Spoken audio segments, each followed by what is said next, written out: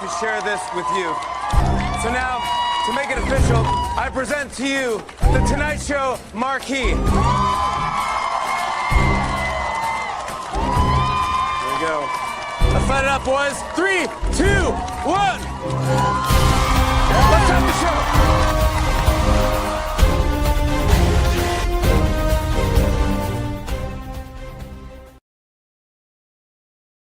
I say, how you doing today? How you doing today? Y'all already know it's your favorite rapper, the best favorite writer and director in St. Louis. Facts, award-winning published author, actor, journalist, actor, business owner, nominated Hollywood music artist, #1 bestseller, battle rapper, service of the year recipient, Lacey G. Soldier Turner. Give me some more accolades. I told you I need some more. But this is Uncensored, the Conversation Podcast. We are live right now. We are on Facebook. We're on YouTube, Instagram. If you do not catch us today, you can catch us tomorrow on wherever you listen to your podcast, iHeartRadio, Amazon Music, Spotify, OnlyFans, Pornhub. Who raised these jobs? Somebody go let me know if we on Pornhub though. But we about to have another crazy show today. So first up, you already know we got radio personality on all the radio shows, working with them, people and the certifications of all kinds. We got Miss Busy Boss in the building. Hello, happy Monday, everybody. Hey, it's that birthday month, y'all. My birthday's tomorrow. I'm going to say, let's get it. Let's have a great show. Happy Monday. All right, and then listen, we got the person who got her camera cutting off because she over here doing some illegal things. We got Tara Michelle in the play. We can't hear you. We can't hear you. Oh, I thought you muted. I must have muted. Okay. Happy Monday, everybody. I'm not doing anything illegal. That's why I had to make sure my camera was on because you play too much. Happy early birthday, Stacy. Amaru's birthday was June 5th. My youngest is 11 years old. That's my favorite Gemini on the planet. And yeah, let's have a good show. Happy belated. Tell them. Sorry. All the Geminis is crazy, but let's get into the then next up. Hold on. These things to just switch though, man. All right. Oh no, Tone just fell off this one. All right, next up we got the person who always got the backstories on Earth and on the other planets. We got Backstory Ricky in the building. The level of pete, I do not have no backstories from no extraterrestrials. I'm talking to the wrong people, but I do know some folks that do got them. Nah, happy belated birthday, Omari. That's my brother's birthday, and this other Gemini that I don't really speak about. And happy early birthday to you, Stacy. Turn up. What we doing? You out here in the booty clubs? I'm just teasing. You ain't got to answer that right now. You can text it later. Let's have a productive Monday. Guess what? My baby just graduated and my grandbaby just graduated pre-K. Salute. Wait a minute. I got two that just graduated pre-K. And then I got one graduating college. Her graduation on the 22nd of this month at WashU. I am so tired Ricky, of graduations. Edibles today, Ricky. No. That's big news for all three. Listen. I don't want to talk about it, but I don't understand how people smoke on a regular basis. I don't get it. Just for clarification, it's Amaru, like Tupac Amaru Shakur, not Amari. Hey, he gonna be Amari until he'll never be Amari. That's a girl's name.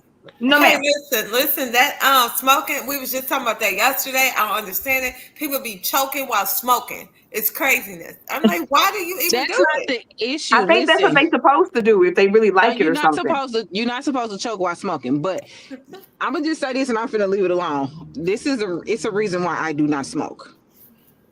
I don't understand the feeling that they be trying to get, but that up and down and that up and down and that up and down and that up and down, that is not for me. Listen, I'm still recovering from Saturday. But listen, somebody who can explain that to you. You got my boy. He always bringing the people together. You know what I'm saying? One of the great performers. We got Gateway Louie in the building. We can't hear you. We can't hear you, Gateway. Do you do the up and down when you're smoking, Gateway? Yeah, what it do, man? How y'all doing tonight? Let's have a good show, man. Hey, we've been turning up. Lacey G, Stacy White. Let's get it. Bars, that's right. performing the other day. Was that yesterday? You're not gonna answer that question, Louis?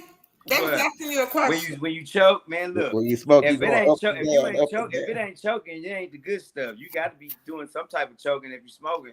I mean, because other than that, you just breathing regular. So the whole purpose is to give you that peace of mind, that relief, that relaxation. So when you choking, that means it's probably some good stuff. I never understood exerting yourself trying to smoke. You're about to die You of ain't been through enough asphyxiation. pain yet. See, when you've been through enough pain, He said then you understand asphyxiation. why. You know what I'm saying? You trying to, You must be it's in called pain when it's smoking. called herbal healing. It's called I therapeutic. don't understand how it's herbal healing if you're choking about to die from smoking. You're like this close to death. That's not healing to me. When have That's you like ever heard somebody die of weed? I didn't. Are you listening to Hey, what I look, That hey, see, said? look, figure hey, that look, hey, now. look, You hey, get the When look. have you backstory on ever that one, heard Rich. somebody Hold die on. from COVID? But Hey, it look, happens hey, because you look. die from other things associated with it. I'm saying if We you're flying off. Hey, look, choking, we flying off the handle. They ain't even. you're choking like you're about to We ain't even asphyxiate. started the show yet. No, y'all over the ship. All right, and then next We up, got. we got I my got boy, true the questions. aviation man, KJ. What's going on? What's going on, everybody? How y'all doing? Since we're doing happy birthday wishes, I want to say happy birthday to my stepmom Rita, whose birthday is June the 16th, What's up with all this crazy? and to my mama, whose birthday is June the 16th. Just got off the phone with my little brother from different mothers, and our daddy married two women on the same birthday. Wow. Hey, Ted says I prefer smoking over drinking any day. I feel this Most definitely. Tez, you prefer eating over there. Stop. Oh my God. Tez, I owe Tez from last time. I ain't forgot that shit was in the archives waiting. I don't know. Told me pop it in, and now hopefully he can get his situation right. But let's get into this first topic. It says, why do so many successful black people move out of black neighborhoods instead of reinvesting in them? AJ. So this is a good one. It used to be because there weren't things, you couldn't have anything in the community. They used to red line, so you couldn't build a nice house in the community. You couldn't build stores in the community. You couldn't reinvest in the community. So you moved just like anybody does. Also, for safety. You can say you want to go back, but when in certain neighborhoods, people gonna try to take advantage of you. They think you got it. Perfect example of that, you can go down to Jamaica, and Jamaica, they got armed guards escorting the chicken to Kentucky Fried Chicken and Popeyes. Because, when you got people that don't have something, they're gonna try to take yours. So it's a tough thing. It's easy to say to reinvest. I think a lot of us do. Like I'm part of an organization that a lot of us from East St. Louis, and we do a lot of work in East St. Louis. So I do a lot of work in East St. Louis. But I wanted my kids to have a different experience than I did. I think maybe that's a different answer too. So this got different levels of answer to it. I don't think anybody answer can be wrong on this. All right. Ted says because it's not a good investment. What about Yep. you, Gateway Louis? Yeah, I feel like you can move outside of where you come up at if you know that it's a safety and security for you and your loved ones, but you can reinvest in different things to rebuild your community. I feel like if you make it successful and you don't put no effort into rebuilding your community, you're a part of the problem, and you shouldn't have been given the blessing in the first place. Now, I'm not saying go give a person all your profit or go lose your life and not be there for your loved ones trying to fight for a cause that ain't gonna work for you or your loved ones. But at the same time, you should be thinking of some type of organization, programs, some type of charity, or something that that's legit that you can partake in to be able to to change and give them kids an opportunity to have that you probably didn't have, or something like that. If you're not willing to do that, you're part of the problem. Period. Right. Tara. I definitely agree with what Louis said. And when you first asked this question, I started wanting to yell out like all types of names of all these rappers who tried to come Facts. home and do something and were murdered on their mama's doorsteps buying her cookies and stuff. So I think that it is good to find a way to invest in your community, but that does not mean you have to move back there. Because unfortunately, where we come from, there are a lot of people who will try to take your life just from jealousy because you hot and they not, or whatever it is. But you can build businesses, you can get involved with the schools, you could come up with some programs to help Black men get out of jail and help them fight child support. Whatever you want to do, you don't have to physically be there. I just want to make sure that people understand that you can invest and build back up. You don't have to physically be there though. All right, Tom Brown. I like what Louis said. I like what they said. And I like what Trevor said. So take all the ideas and put it into one. That's what I'm saying. You sound like you in the Matrix. The Matrix. You probably need to go. Yeah. All right, Stacy. I've invested all over. I buy property all over, everywhere from state to state, country to country. And I have a house on Enright, Northland. I invest everywhere, and put back into the community. And I also have had different businesses everywhere.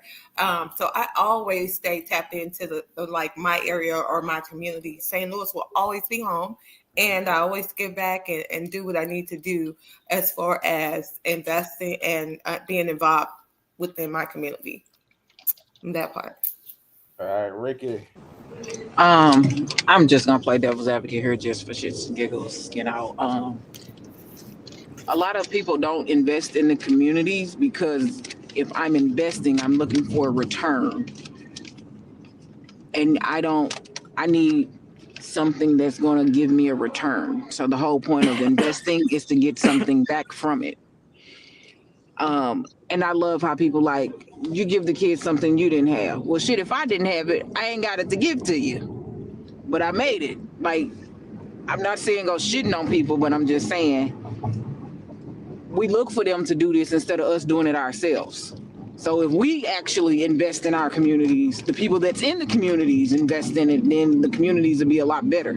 And I'm not saying like you got to go out here and buy $1 million mansion and put it in the hood. What I'm saying is it could be something as little as having your property value increase because it's not littered all around it, or it's not a bunch of people just standing on the front like that's the thing to do, little things. Pick up some paper around there. Go do some tuck pointing if you can do it. Plant a fucking garden. Stop tearing up the playgrounds. Things like that. Nothing too crazy. But if we actually invest in the stuff that we're supposed to be doing, you wouldn't be looking for successful Black people, or let me not say Black, it's not colorism here.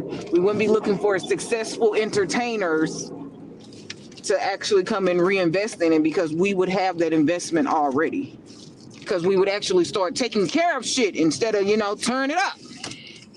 Y'all always looking out the windows, and that's why the blinds look like that. I'm just saying, if we actually invest in it and do what we supposed to do, it shouldn't be an issue. Take care of the shit around you. True. They doing it in Lincoln Heights, Ohio.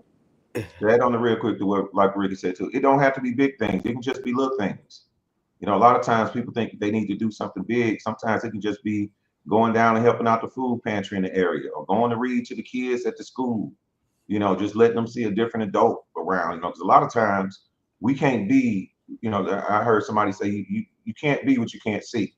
And a lot of times they just need to see you and that you made it and that you making a difference. So it's a big piece. Like I said, she brought that up. It don't have to be something super big. It can just be there. Hey, let me say something before we pass on to the next question right quick, right? The reason that it's so important, right? See, people like, once we go through it, we become like numb to the struggle and what we experienced, to where it's almost like, well, shit, we went through it, so the next people got to go through it. That's insensitive. That's uncompassionate. You know what I'm saying?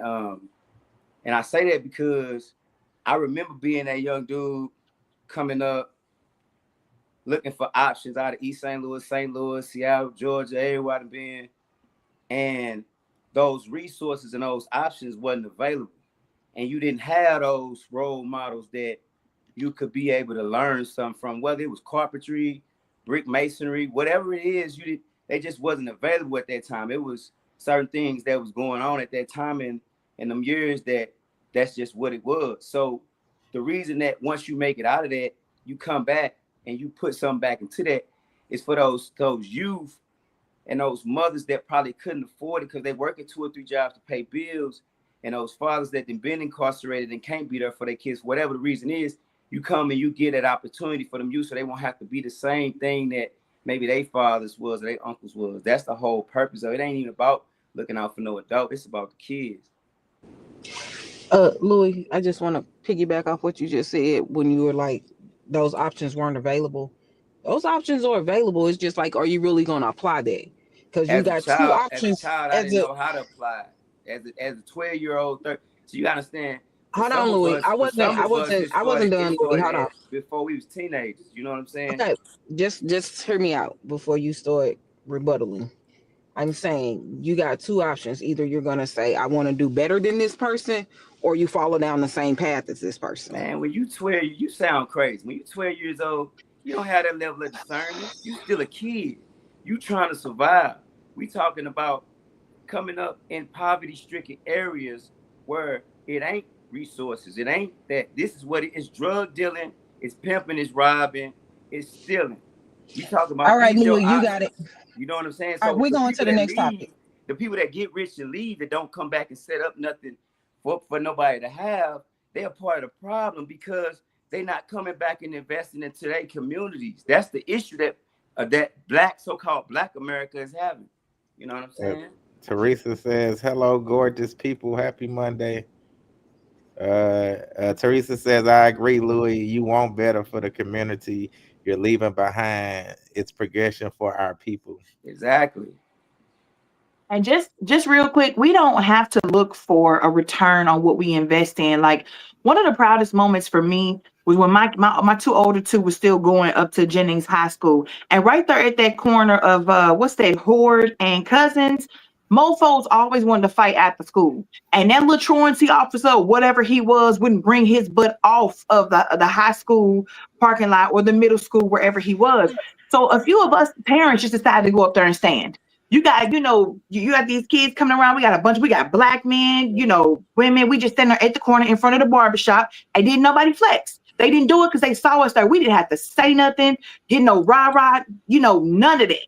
We were there. We provided a service for these kids to get home safe because there was too many people getting hit accidentally just because they were standing somewhere and they was fighting all wild.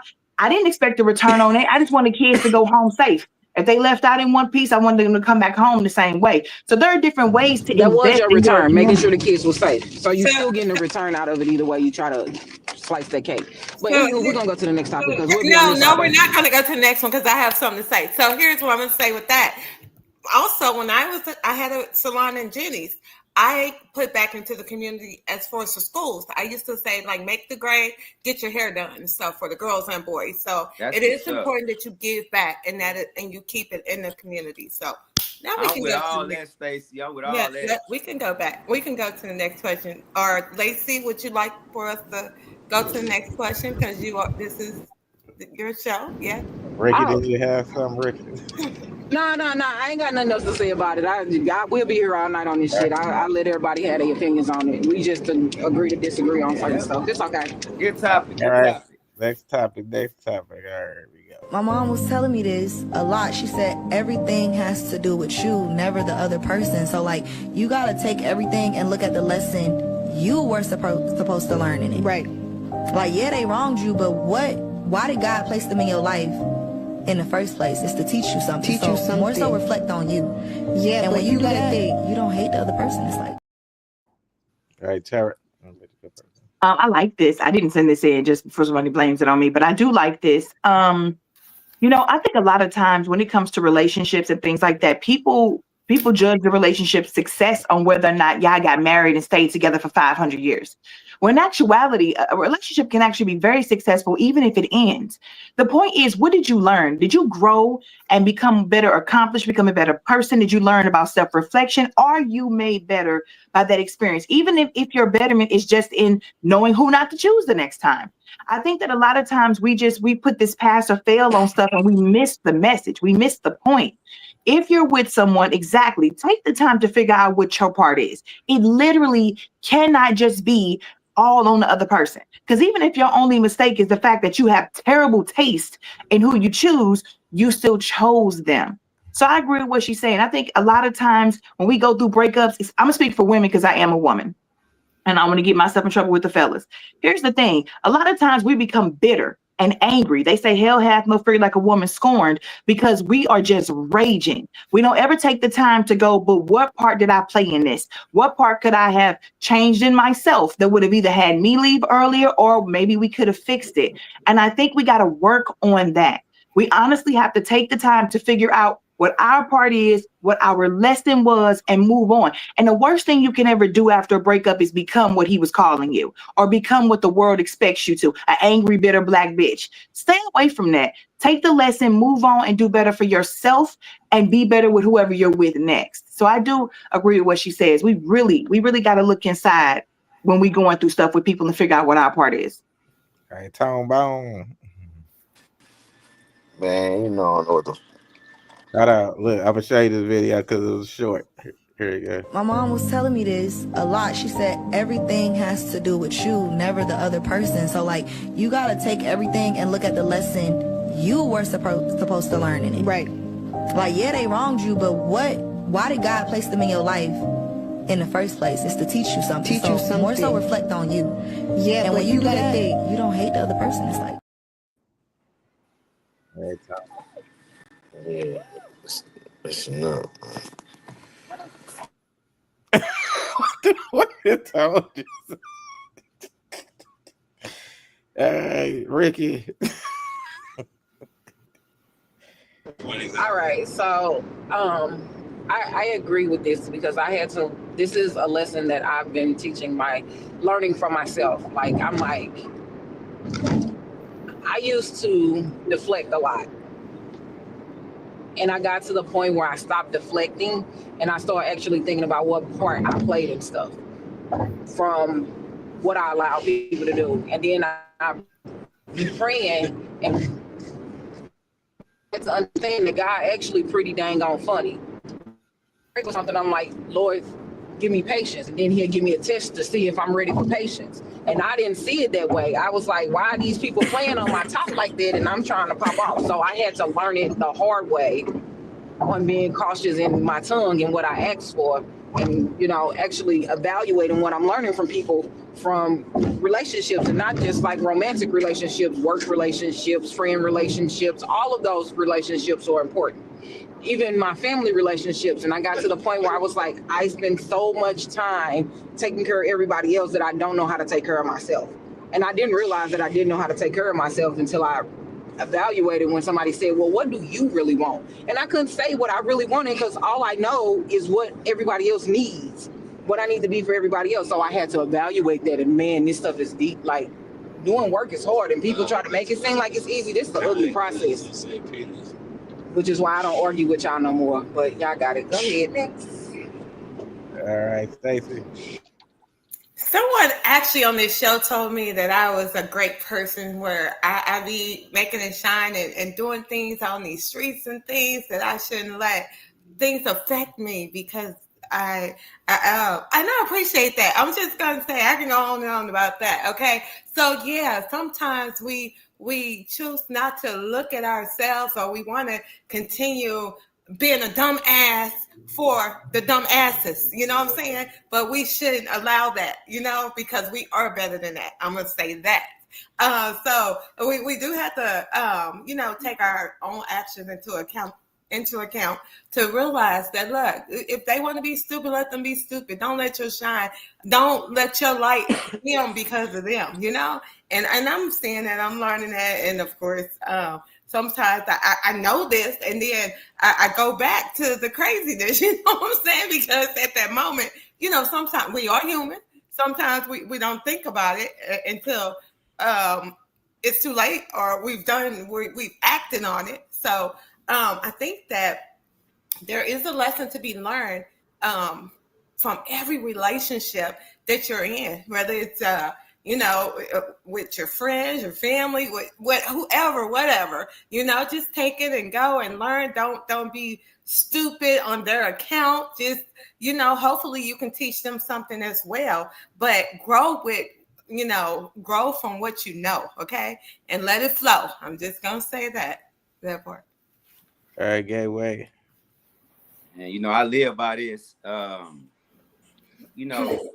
people try to call it A1 accountability. Everybody try to give it these cliche names for people to hang on to and hashtag. But man, I got a whole brand on that. It's called Self, MIE. It's all about me, right? Everything is about you. And if you find yourself in a space where you're not being the best version of yourself, or people ain't helping you become the best version of yourself, or this person don't motivate you in that way, then that ain't the place for you. I don't care what nobody say. I don't care what the scripture and everything. I'm telling you the truth. I lived it. So I don't and you got to always look at yourself. I don't care what situation you in, what you're going through in your life. In every situation, if your car break down, why did your car break down? Well, maybe it broke down because I need to slow down a little. Maybe it stopped me or prevented me from doing this. Everything you have to always internalize and look inward and see how and why did it play a part in your journey? Because ain't nothing by chance. Everything happens for a significant reason, whether you know it or not. I feel like life is the journey where you figuring out self. Your relationship with God is about finding self. Your relationship with your partner is about finding self. Your relationship with your kids is about finding yourself as a parent. Your relationship with your mother is about finding yourself as, a child. Everything is about reflection of self. And I feel like the only way you can grow is by taking accountability for everything that happened in your life, whether you understand it or not. And I feel like when you do that, you'll be a better person. All right, KJ. Yeah, this is a good one because you end up realizing, your biggest mistake is you think it won't happen to you. So you really don't check yourself. You don't monitor yourself around the people that you're around. And I'll give you a great example of something that I've learned. I watch what people do, and what they do to somebody else, I know under the right circumstance, they might do to me too. They gonna do it to you. Yeah, they just waiting on the right opportunity. So that's an example of, you kind of around people and you see them do something that you really don't agree with, and because that may lead to other things, and this is part of that discernment that you got to learn. And probably the biggest tool you can have in your arsenal as a human being is being able to discern how to keep yourself from putting yourself in these situations. Recently, I had a circumstance with somebody. Me and somebody 60 got into, some bad disagreement, and somebody had to remind me, okay, you got to ask yourself, what did you do that made them think it was okay to even try you like that? Thanks. And that took me like, man, you're right.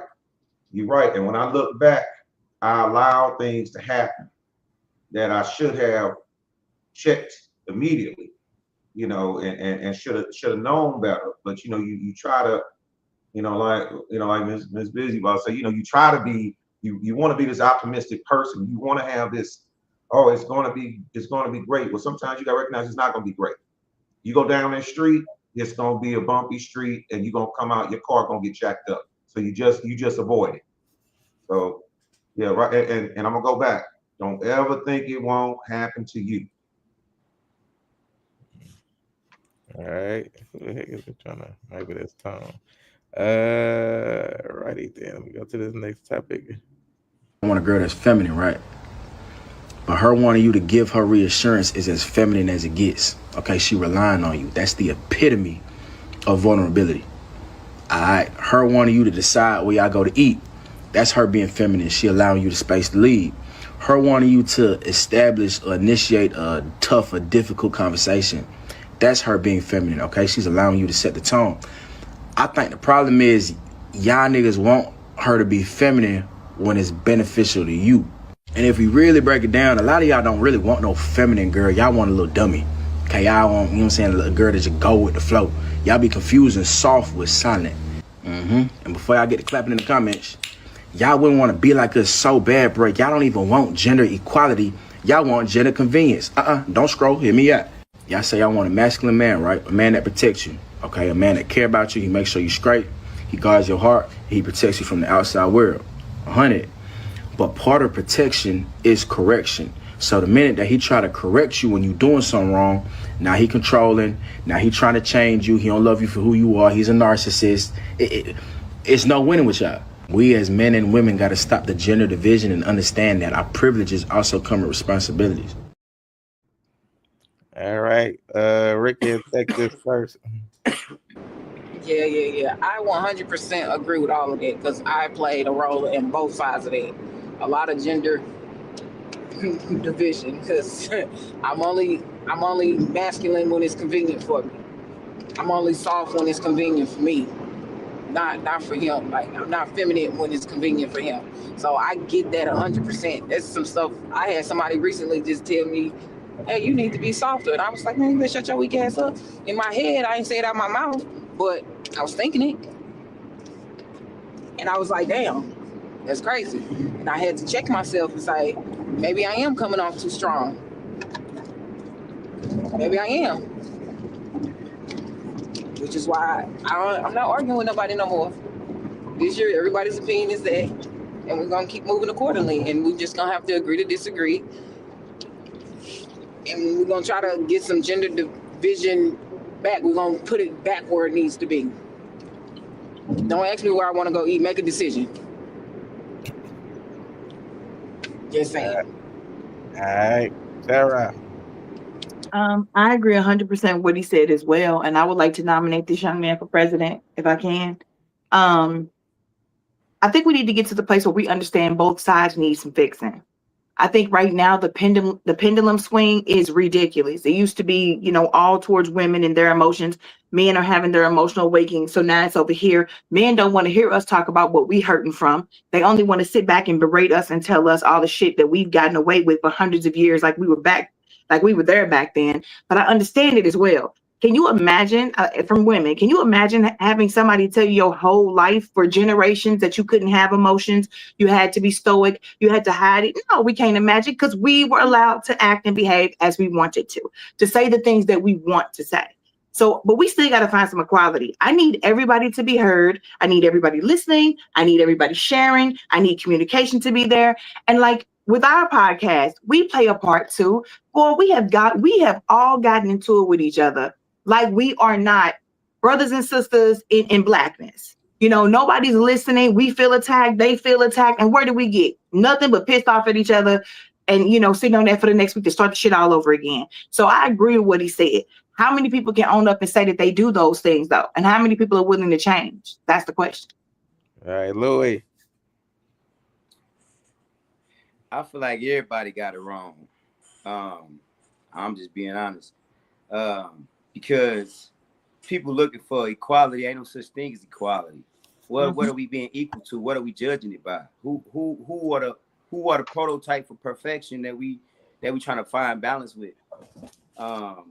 That's why we had never come up with the right answer, because we all trying to fight for something that's tailored for a perfect individual. Ain't nobody perfect. So where people go wrong at is when you come into a space, a man and a woman is never gonna be each other's equal. So I hope all the women get that out their head, all the men get out their head. A woman and a man is each other's perfect opposite. Listen to what I said. Perfect opposite. You compliment the person that you in a space with. You find somebody that has the strengths that you weak at, and vice versa. And y'all find balance and y'all balance each other out. Y'all, cause some dudes are more feminine. Some women are a little bit more aggressive and a little bit more masculine. Not to say that it's right, but if I know I'm a gangster, right? If I know I'm a street dude, I know I'm a gangster, right? I can't go get this old prissy Beverly Hills type of woman and think that she gonna be able to match my vibe or match my. It's not gonna work. I don't care how much etiquette she didn't got and whatever else that she didn't learn to be able to. It's just not gonna work. See, people are so desperate to have somebody that they don't even take the time to get to know people. So you don't even know if you really vibe with this person or not. You just like what you see or what you heard, what they got. So now, yeah, once y'all went into that space, now it's obligations going on, right? It's you, mine, and this is what this is, and so therefore it's not no balance. That's why we as a people, we can't find balance. That's why we have bad relationships, and they don't work. And we learn to be oppositions to each other. So the first time the mate do something wrong, you treat them like they the opposition off the streets. And now it's war. So yep. KJ. Yeah, this one got different dynamics to it, because a lot of our women have to take on, manly roles because they have to take on some of that masculine role because there isn't a man around to provide that safety and that security for them to be in their feminine role. And that can even happen if you with a dude and y'all struggling, and if she got to hustle and she always scared of where the next meal gonna come from. Well, she not in a feminine role. She in hustle, which is masculine. So this is one of those things that I think you always got to look at, in different, turn your head and look at it different levels because the circumstances really play, a big difference. And you see that in the kids. We talk about that, because now, they see mama paying all the bills, see mama doing this, and that, and then, so that boy is not able to associate what manhood is. And the same thing with a woman. She's growing up in that house. She see mama making all the decisions. You see mama paying all the bills. She see her little brother being told what to do by mama, and she hearing from mama. So, now, when she thinks about what an adult is, that's what she's thinking. So in a wonderful, like I said, like going back like what David said, and both, Tara too, in a kumbaya world, it would be nice if it was like Leave It to Beaver back during the 50s and the husband had the job and he went out to work and then when he came home, but you take that, the Jetsons, the Flintstones, all those shows that the man went out, made the Brady Bunch, the man went out, made the money, the woman stayed home, she cooked, and she had her little pearl necklace on and her tailored outfit every day. She was allowed to be in her feminine role. So we got to take that. But I think being aware and trying to turn it off and on might help things out. Being aware when you resent it, like Ricky brought up, it's times that she feels away, but knowing, okay, and around this person, I can be a little bit different. Okay, Stacy.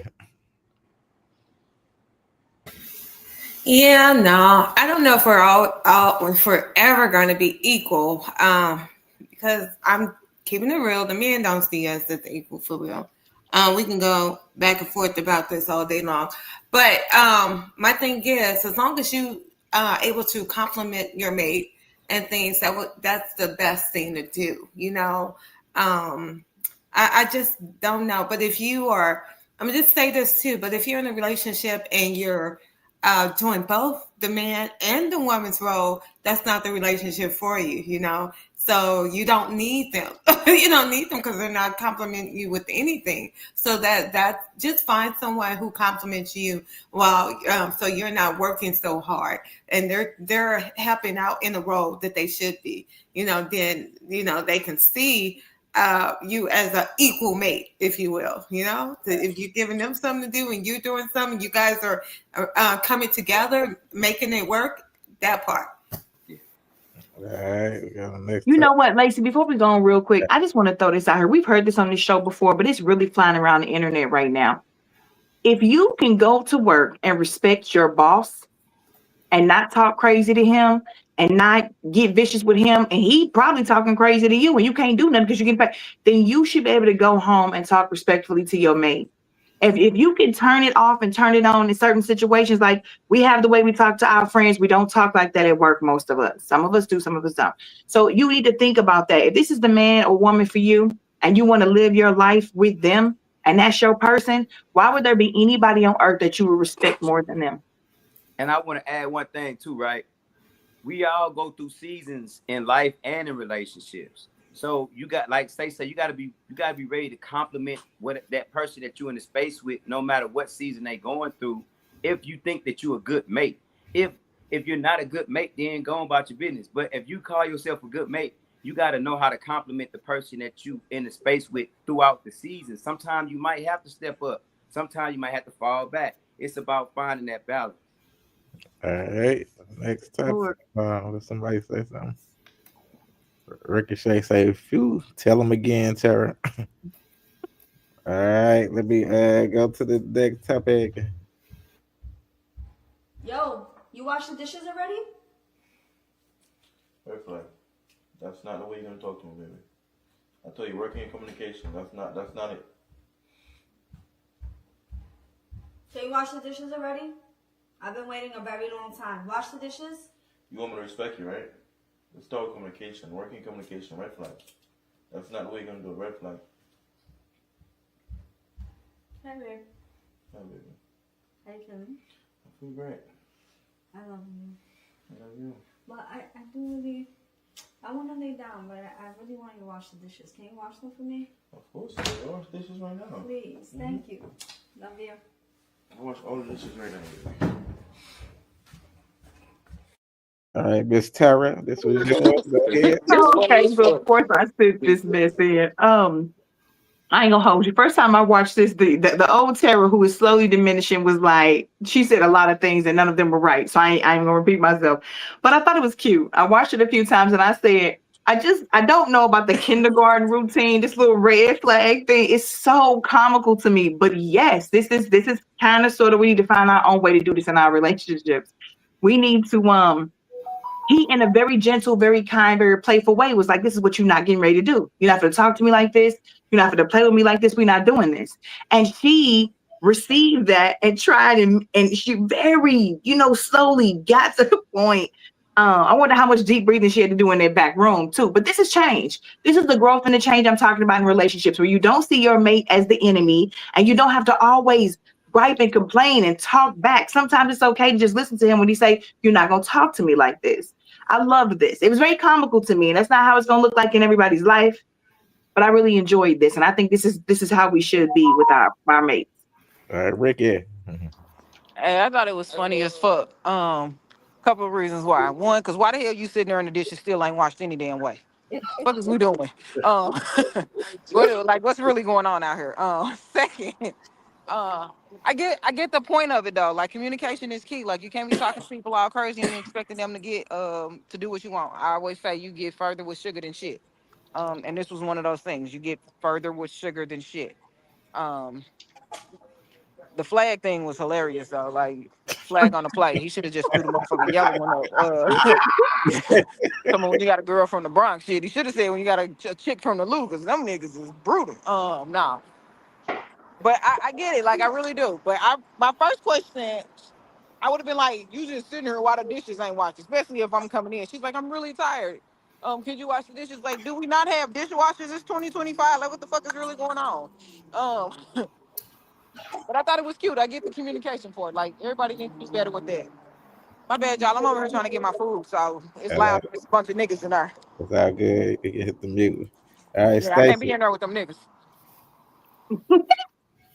I love the video. I think it's very entertaining, and that's a softer way to handle things, and that's better. I think for me, I mean, it's gonna say me. Like when you get aggressive or whatever, like you get headaches, your blood pressure go up. Just be a little calmer. You can be better.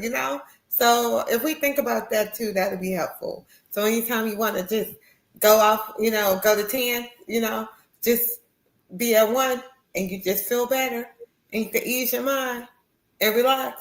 That's always better.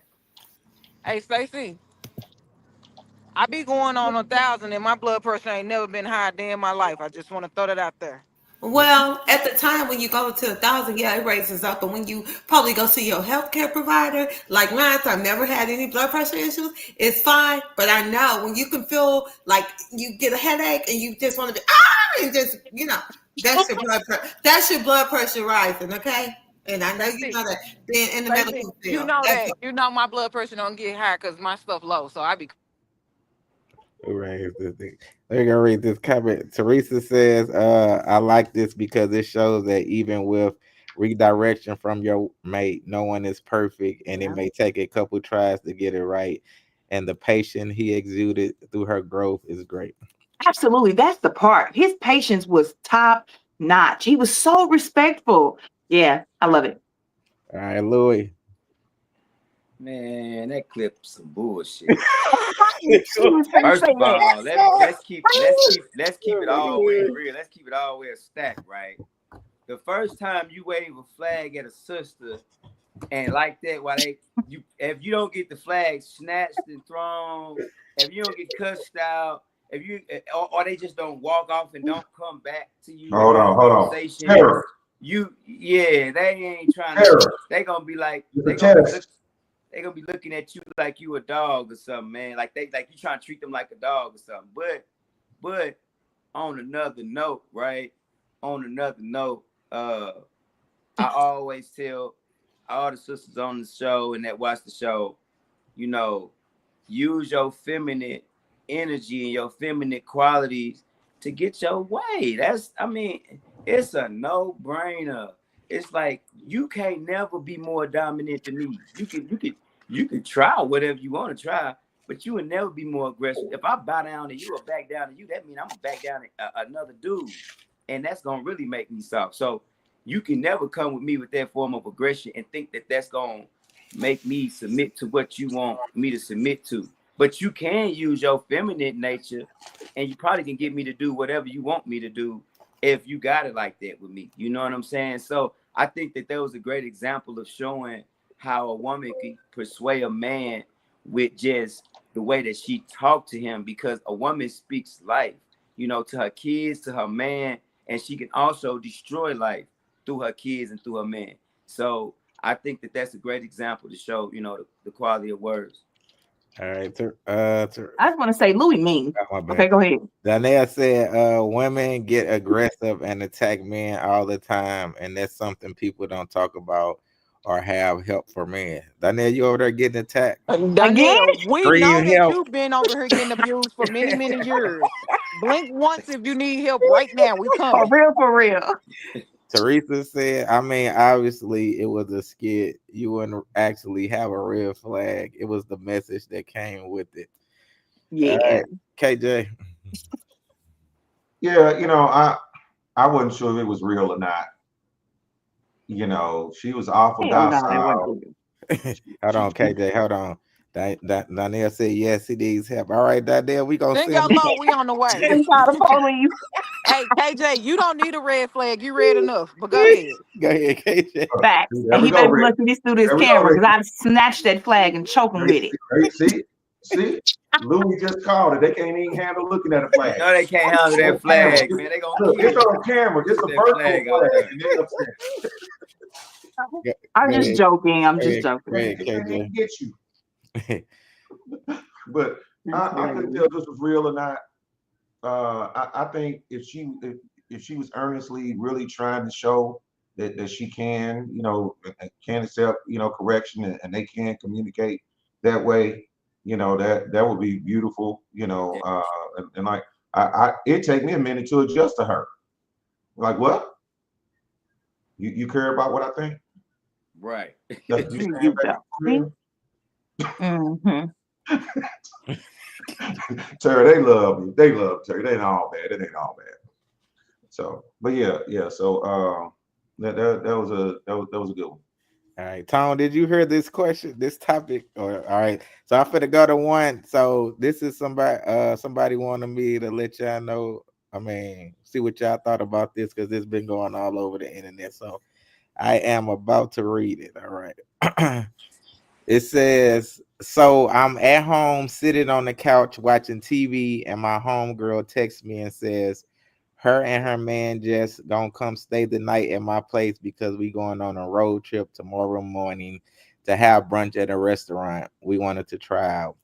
So I tell her to come on and that they could sleep on the couch, which has a pull-out bed. So I'm in the kitchen pouring a glass of wine and I hear the doorbell ring, followed by a text that says I'm outside. I walk to the door and open it to welcome them both in my home. Of course, my homegirl walked in first. So I give her a hug and then say what's up to her man. Give him a little friendly hug. I closed, locked the door, and proceeded back to the couch to continue what I was doing, which was watching my favorite show. So about 5 minutes later, my homegirl dude goes to the bathroom. Then my homegirl asked me if I could go change it to something a little more appropriate because her man was there. I then tell her nicely no because I'm in my own home. She rolled her eyes and calls her dude and says, Brandon, we're leaving. So he walks back in and they both leave. Am I wrong for responding like I did, or is she wrong for asking me to dress a certain way inside of my own home? All right, Ricky, go ahead and take this first. Ricky ain't on the screen. Oh, my bad. Look, I had to come back. I was over there reading. All right, Tara, what about you? Okay, so I am a considerate person and I treat people the way I would want to be treated. If my home, first of all, I don't really let people stay at my house like that. But if I agree to this, I'm definitely throwing on my old navy little plaid, you know what I'm saying, pajama pants, and probably the long sleeve shirt. So I just don't want no problems or complications. Men have wandering eyes. They like to look. I got a little booty on me. Let me hide that and put that up real quick. It's not that I'm going to be uncomfortable. These are pajamas I have in my house already. And I just think it's about a courtesy because sometimes you never know what somebody thinking, what somebody watching. What the hell is that? Who is that? Lacey, can you mute that?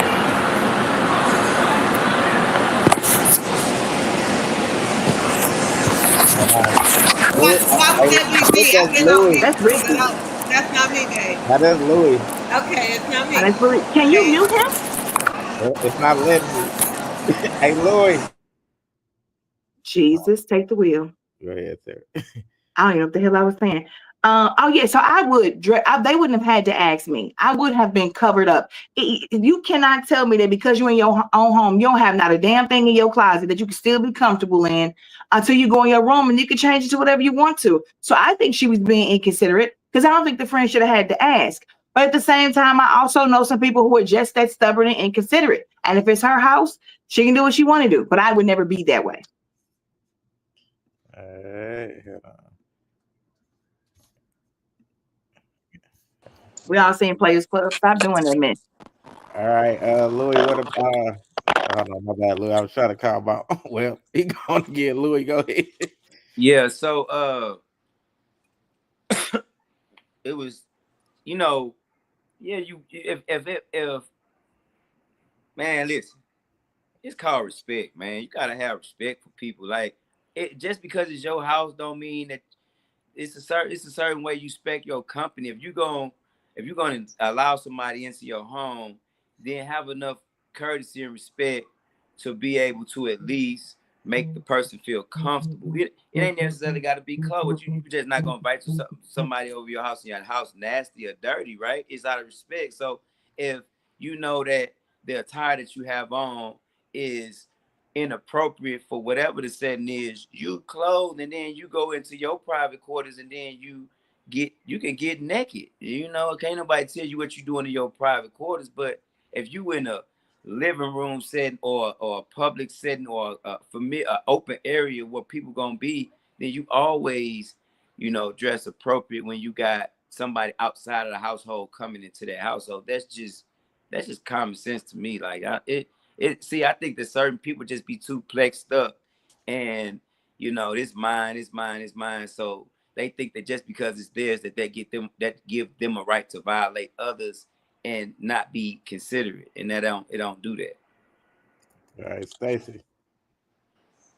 And just so everybody knows that my thing is always on mute before. Okay, so it won't be me making any noise. So please just don't call my name thinking it's me. I appreciate that. Now, as far as Okay, I was over here being great. Yeah. That kind of upset me for a second. Look, come back to me, please. Thank you. Tom, what do you think about that topic I said? It's kind of weird. Um, I don't know why that girl would wanna be around her friend guy like that in the first place. Um, if it was me in that situation, that definitely make me feel awkward. Like your partner tripping, like what she on, you know. But I mean, people gonna do whatever they want to do in their house, and they gonna find whatever reason to justify it because it's their house, I guess. But that's not, uh, yeah, it's not a right or wrong thing. I don't think. I can't say what type of person she is. I mean, I can assume what type of person she is, but just is what it is. That's how she want to rock in her house. I mean, it's crazy that that's your partner and you don't know your friend rock like that. Like you should already knew that your friend was this type of person when you asked, "Can me and my guy stay spend the night?" Like I don't know, but that shit just seemed weird. All right. Teresa said, hold on. She said, why would you feel okay wearing skimpy, revealing clothing around your girl's man or anyone's man, especially in such an intimate setting? Where's your self-respect or the respect for your friend or her man? Okay, this is not a friend. Neil Riley said, good evening. And Donnell said, it's her house. All right, KJ.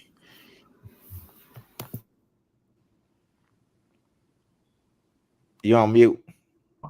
Donnell grew up in one of the houses where it's like, this is my house. You're gonna do whatever I say. but no, for real, this is about being a friend right here. This is about being a friend. This is like when your people come over. When I barbecue, I separate the meats. I don't cook the pork with the beef. That's just out of respect for them there. For my friends, and if you're my friend, that should have been no problem for her to say, "Hey, girl, I know you're comfortable, but do and she did right. And this is one of those things. Who knows? Maybe she was comfortable because she'd been eyeing him already. That's why she thought something was maybe gonna kick. When I first heard the story, I thought it was a threesome story. I thought it was a setup. That's exactly what I thought they was going to say. That was my first thought. Are we spending the night? They was going to say they kicked it off. Hold on, we spending the night and we going to brunch? Tell me more. Tell me more. Robert Easter said she really didn't want them there. Look, Yeah, he said Bobby. Hey, yeah, I thought she was setting it up. Especially, I walk in and I see she got on some skimpy clothes. I'm like, damn, okay, we doing something different. All right, Stacy. Hey Neil, bro, what's up? Hope your trip was wonderful. But okay, I'm gonna say this. I think if she agreed for them to come over, it's just out of respect. Make sure you have something on that's not too revealing for the guy to be checking you out. That's not a good move, not a good look at all. And if you some type of good friend, you wouldn't do that no way. So I think it was foul of her to do that. If she didn't want them there, like she was a little iffy about it, but if she agreed to it, then that should have been cool. Like be respectful, have something on, cover up, or just say, hey, I don't want you here. You know how I'm dressed, or say that before they get there. Well, sister or friend, how I dress. Is it gonna be okay, or whatever, So I think she was wrong for that. Like, if you agreed to it, she should have been prepared, like covered up that part. Donnell said, why would she want to bring her man over there instead of family? I guess it was close. All right, next topic. Like it was just men. Allow these men to teach these boys. I want to say something that I hadn't said nowhere else. But isn't it amazing that everybody on this planet has an opinion about what a black man should be and do but black men? I'm talking about every other subsection of people on this planet, whether it's gender, whether it's race, everybody. And nobody has to deal with being a black man more than a black man does. So for me to be here with other black men and us be in a room, and we may disagree, but let's disagree in these rooms and then agree to disagree and walk out peacefully standing together. Very well said. Salute to Mr. Banner. Good Friday to you. All right, Tone Bone. I think you sent this in. Somebody break it down for me. I was gone. Sorry. Tone. I don't know where Tone at. Gateway, what you think about this?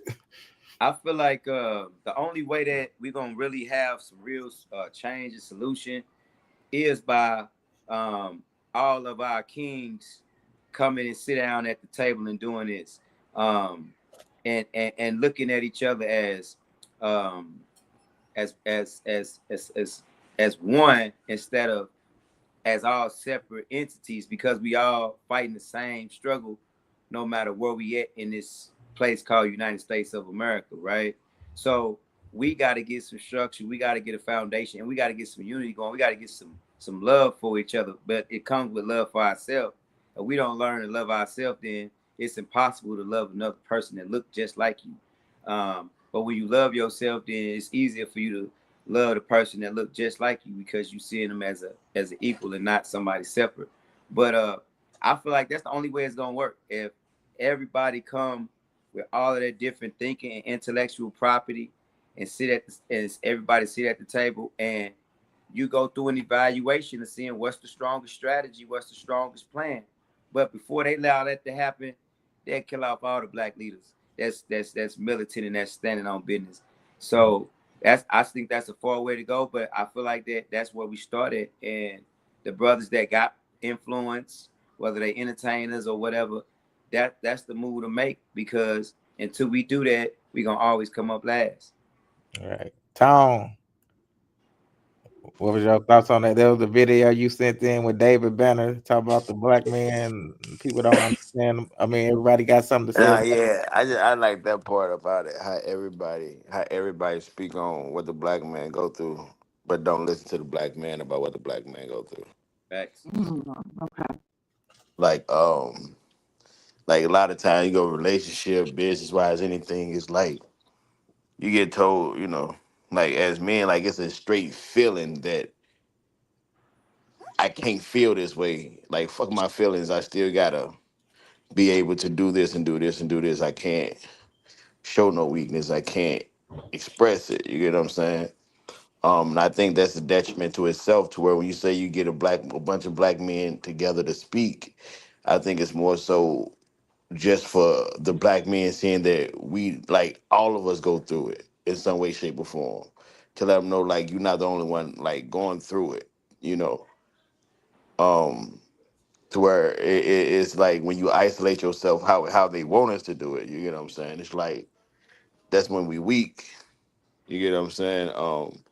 Like I think it's just a better thing when you get more people standing together, a group of people standing together to do things. So a group of black men positively trying to lead something was beautiful. But the thing is, ultimately, like I say, what I feel like everybody speak on the black man struggle, but the black man, and that's because everybody for us when it's beneficial, which it rarely is. But then when it seems like it's more beneficial to tear them down. Talk that talk, Tom. um is more beneficial, like that, as like society as a whole seems to thrive better when they talking down on black men. um you see a lot of things like, I don't know, just like Even it ain't social even media, all the shows, all that. like, yeah, like you don't really see too many positive images, you know to where you'll think that it's all gang and this and this, when it's really not. It's really not. It's really not. But they make it seem that way just so the youth could think that that's the only way to go. Facts. When it's not, it's like the only way. Like you get tired of the narrative. The only way for black men out is rapping or basketball. Some type of entertainment. Like when there's a lot of other things out there, which some people take advantage of, some don't. But overall, yeah, All right. Ryan G says, "Big bro, what's up? What's up, Ryan G?" Everybody gonna get on your head because you ain't speak there. But Danielle said, "Powers that be up in this piece." That All right, KJ.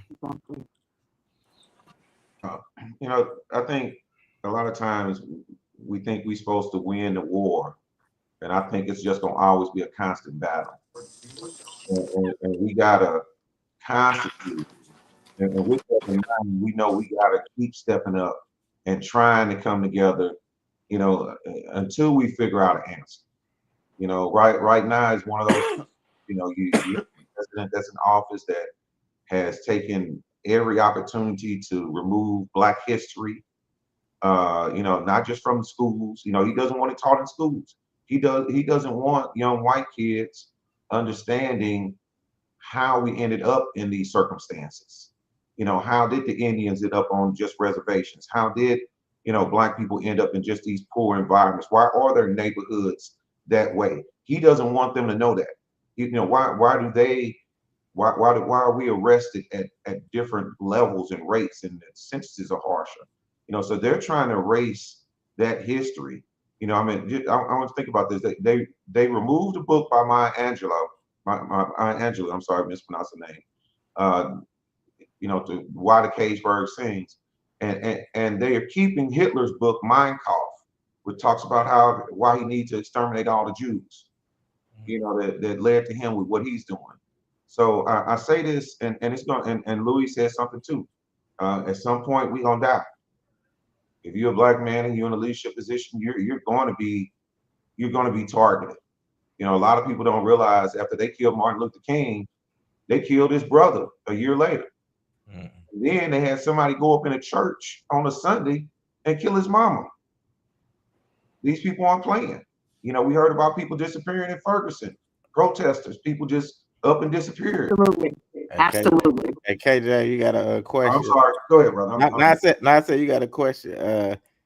Robert said, "Here's a question after the Martin Luther King. Who is the national Black male leader, excluding Barack Yeah, Obama?" yeah, yeah. Barack Obama and leave motherfucking thing.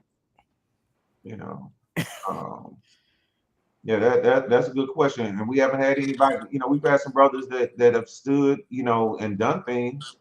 You know, like Jesse Jackson, and Oh Lord. you know, whether you Please like him don't or say not. Al Sharpton. I can't take it. Whether you like him or not, Al has stood there. He deserves his props for how he is fighting. He's doing something when a lot of people not. People don't like him. They don't like him because he caused trouble. You know, just like Joe, just like the I think Senator Joe Lewis did. You know, so we can't let them dictate to us who we like. You know, because they call Al Sharpton this and that. You know, we can't let that happen. You know, that man has paid his dues. He marched with Martin, him, Jesse Jackson. You know, There's a lot of backhanded, underhanded stuff they've done too, though. So I can't rock yeah, neither one of them. everybody John, does like though. you're like, Yeah, it happens everywhere. It happens. There's backhand, dirty hand stuff. I've come to realize everywhere. You know, I don't. You know, you had it with Jesus and his disciples. So you know, anybody we're gonna have it. We can't let those things stop us. Is what I'm saying. That's the big piece. I'm We glad got to to hear you keep say coming that. It almost sounded like that's exactly what you were saying. That understand if you're going to stand up and be a leader, you're going to be killed. It's going to scare a lot of men out from together. Yeah. standing up and being that. And that's why I respect Al Sharpton for putting this, making a target of himself. Jesse Jackson. You don't have to agree with all the messages, but you know, these brothers that are out here, Louis Farrakhan, that are making themselves a target, you know, on our behalf. So we've had leaders, we just might not have, you know, followed That them we like. for different reasons. We didn't like them, so we didn't follow them. You know, and a small fact, it wasn't a lot of Black people helping out Martin Luther King. A lot of Black people sat on the sideline when they was marching and stuff like that. It wasn't a whole lot. The whole country wasn't involved. So, you know, we just got to remember that part too. I'm good. Sorry for the long lecture, y'all. That's an important topic. Stacey.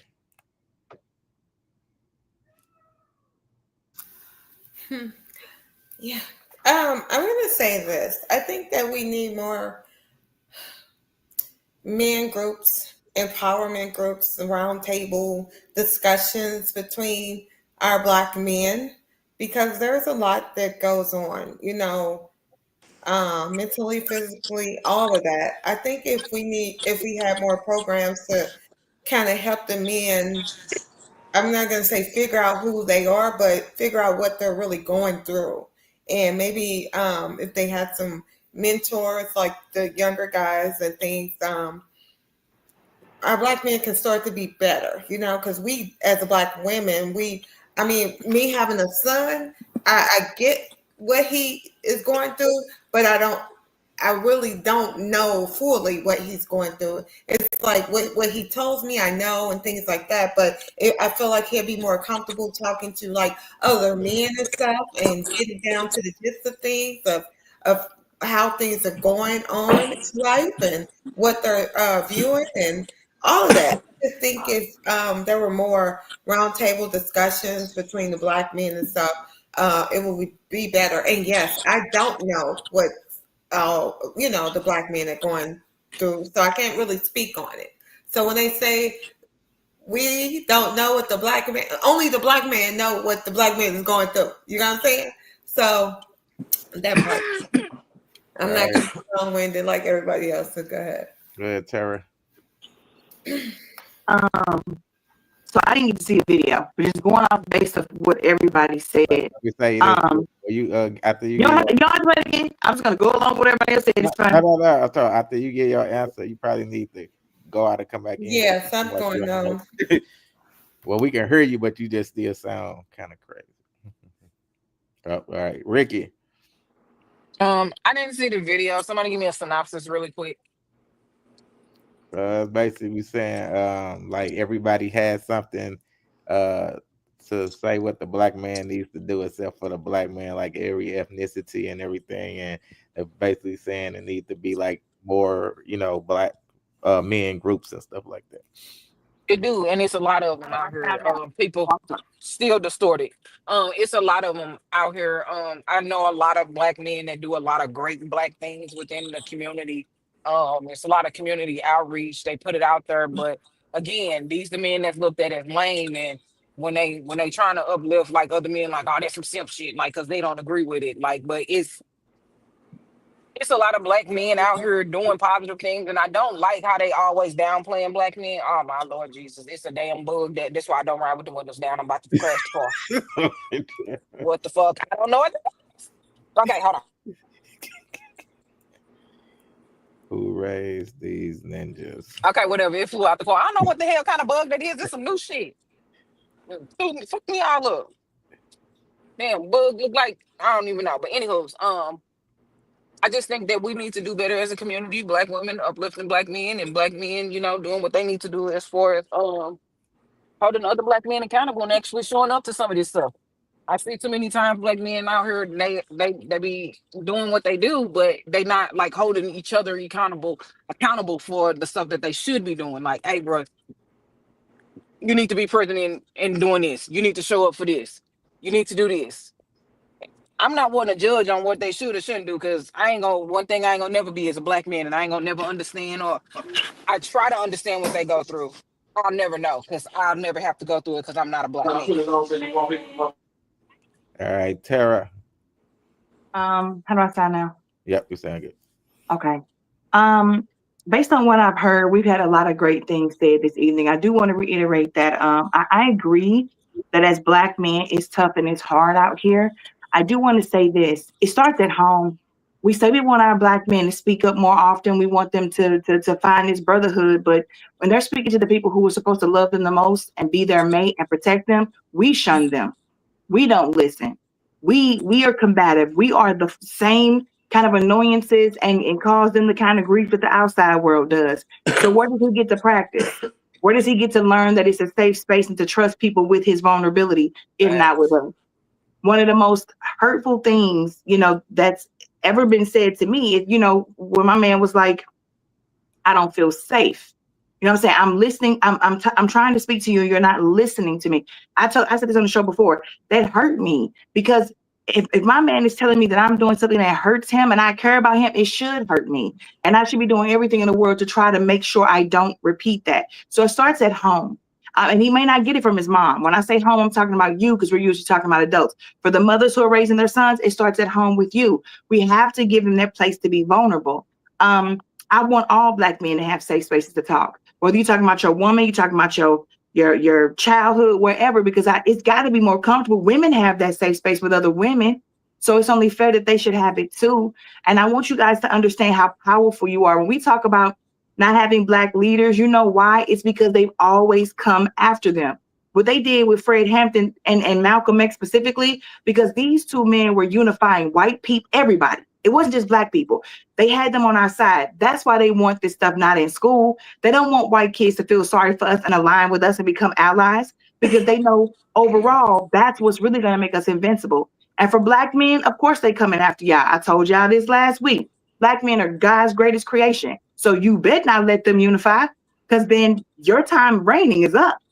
It's over for you once they figure out that self-love and that love of one another. So women, we got to do our jobs to carry these men, to lift them up the same way they're going to do for us. I'm not saying it's going to be one-sided, but we have to be there for them and allow these safe spaces, and maybe even make the safe spaces. Why don't you order some pizzas and some wings, invite all the boys over and leave? Start fostering these types of things because they need us to help them.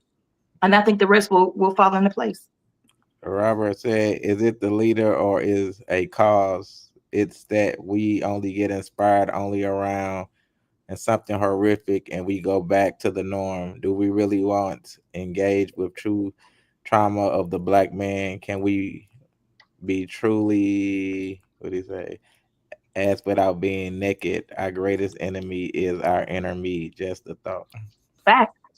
I just want 100%. to throw something out there. So for Black men out here struggling with mental illnesses and health issues and things like that, there is a free clinic. It's strictly just for men every Saturday. It's an open table. You go and you talk about whatever you need to talk about in this space, and it's just among those men. There are no women involved in this.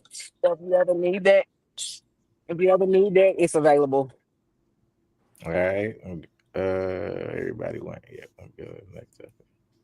Honestly, a lot of times we forget that words of affirmation can be the simplest things, like saying thank you to a man. A lot of times you think because I'm your man, I'm supposed to do this, but I still need to know you consider me in the fact that I've gone out of my way to make this effort. So thank you goes a long way. I appreciate you. How are you doing? A lot of times we don't sit and have those conversations in learning each other. I think also, man, just as a man, just to touch on what bro said, it's the gratitude point, bro.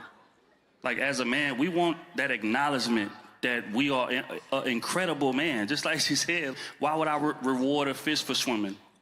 But the reality is, most of these fish, in that analogy, in terms of the men that are out here, ain't swimming. And if you need proof of that, look at your friend group. Look how hard it is for them to find a solid man that's taking care of everything, supporting you emotionally, emotional intelligence, all of these things, providing all of these things to the relationship. Look how hard that is to find. You got it. So because you have it, you need to acknowledge it and you need to treat that man accordingly. Gratitude. Let that man know randomly, hey, baby, I appreciate the sacrifices that you're making to provide me this lifestyle.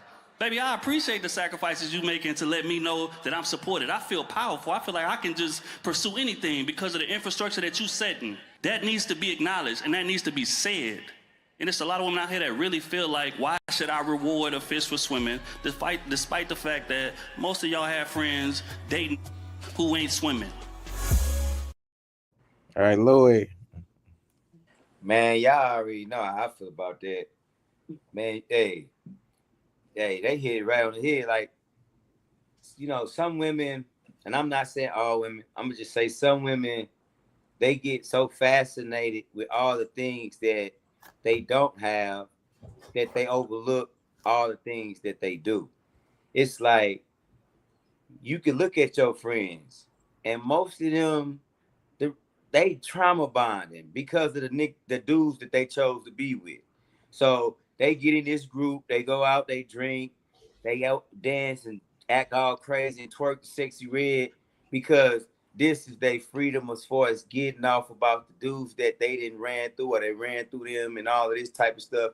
And you might have a good man that really loves you. It might be two of y'all that have a good man that really love you, that's invested, but you choose these type of women to be around and they had a bad influence on you, man. Like, you got to be grateful to that man because that man choosing to put you in that light, choosing that spot. It's way. Listen, I'm gonna be truthful. It's way more good women in this world than it is men because it's the men, the selection of men. That's why women say, "Well, I start dealing with," because the selection of men. You know what I'm saying? The pool of men that's really emotionally intelligent, that's really determined to make things happen for their life. Really got a good heart, got good intentions. Really know how to love and care for you and nurture you and take care of the kids and all. That's a lot in 2025. So if you got something that's striving towards that and that's somewhat like that, then most definitely you should be grateful and show gratitude to that man. All right, Tara. I agree with everything Louis said. I agree with this video. I don't think women have been taught how to be grateful and how to appreciate. We talked about this on One Man, One Woman, and Flan said he thinks the reality is that women expect to have everything that they want, where men are resigned to know they're not going to get everything that they want. So a lot of the stuff that women do to annoy them and get on their nerves, they let it roll off until they can't anymore. You know, they give her hints. Sometimes they tell her directly what she needs to change. She doesn't listen, and then they get taken to their breaking point. But for most things, when we mess up or do something, they just go, okay, but I love her. This is who I chose to be with, and this like that. But the first time they do something wrong and we don't like, we forget that 60, 70, 80, 90% of the time they on point. It's this sock that he left on the floor. It's the fact that he forgot to hit start on the dishwasher. Whatever it is, it's nuclear pistivity for us about the smallest things or a one-time thing. And I'm not saying all women are like this, but we don't even take into consideration this man is not perfect. And nor are we. We want everything that we wrote on that paper. We want everything we did when we copied Sierra's prayer for Russell Wilson or whatever the hell. And that is how it has to be. But I wonder how women would react if men started treating them the way we treat them. If the roles were reversed and they bitched about every single thing that we did and just forgot everything that we did right. And they just bitched about everything we did wrong. We wouldn't be able to handle it. You talking about depression and anxiety and just giving up on life, or becoming outraged and wanting to fist fight and stuff. That's how it would go. But we don't ever put ourselves in their shoes. We don't even try to understand where they're coming from. And we are just brutal. We are not willing to give them credit for shit sometimes. And I'm speaking about women that I know. And I used to be this way where I would just get so mad about certain things until that question was brought up. If I talk to you the way you talk to me, how would you react?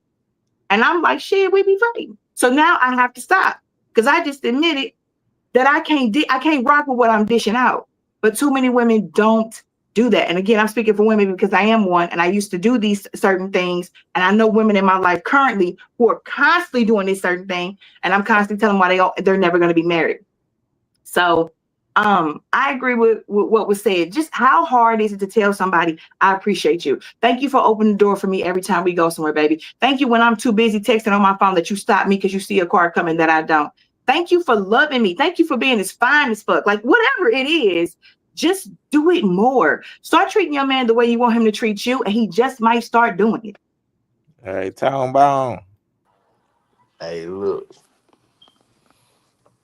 Men, Nominate her for a Grammy, man. men are men are humans too. Period. Like men have feelings, men have emotions, regardless if we're able to act out of them or not.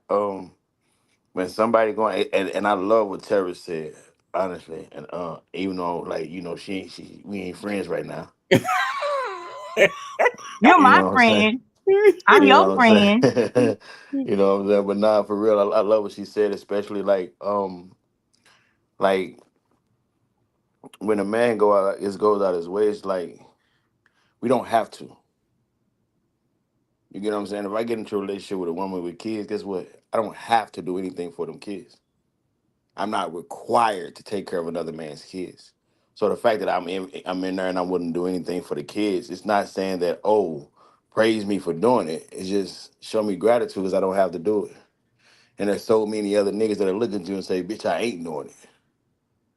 You get what I'm saying?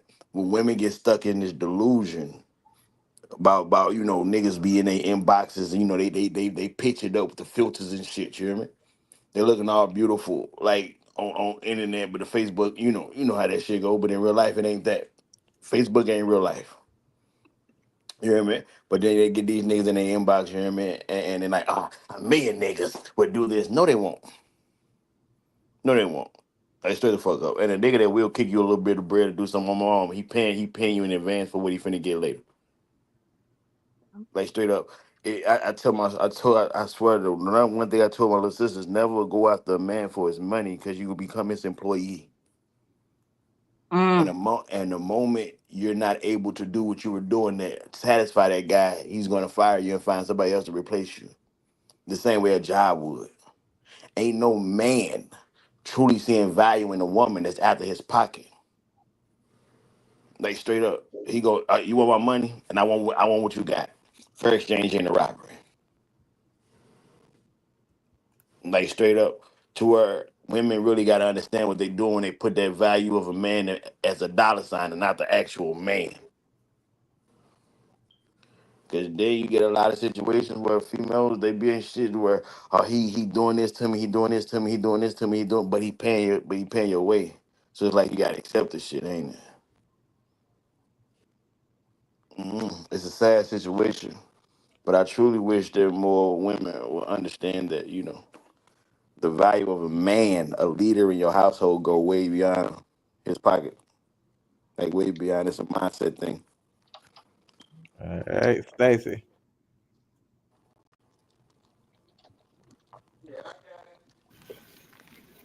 I truly believe that actions speak volumes. Like if you're one that or just it's not about monetary things or anything. It's good morning, the good evenings, whatever it is,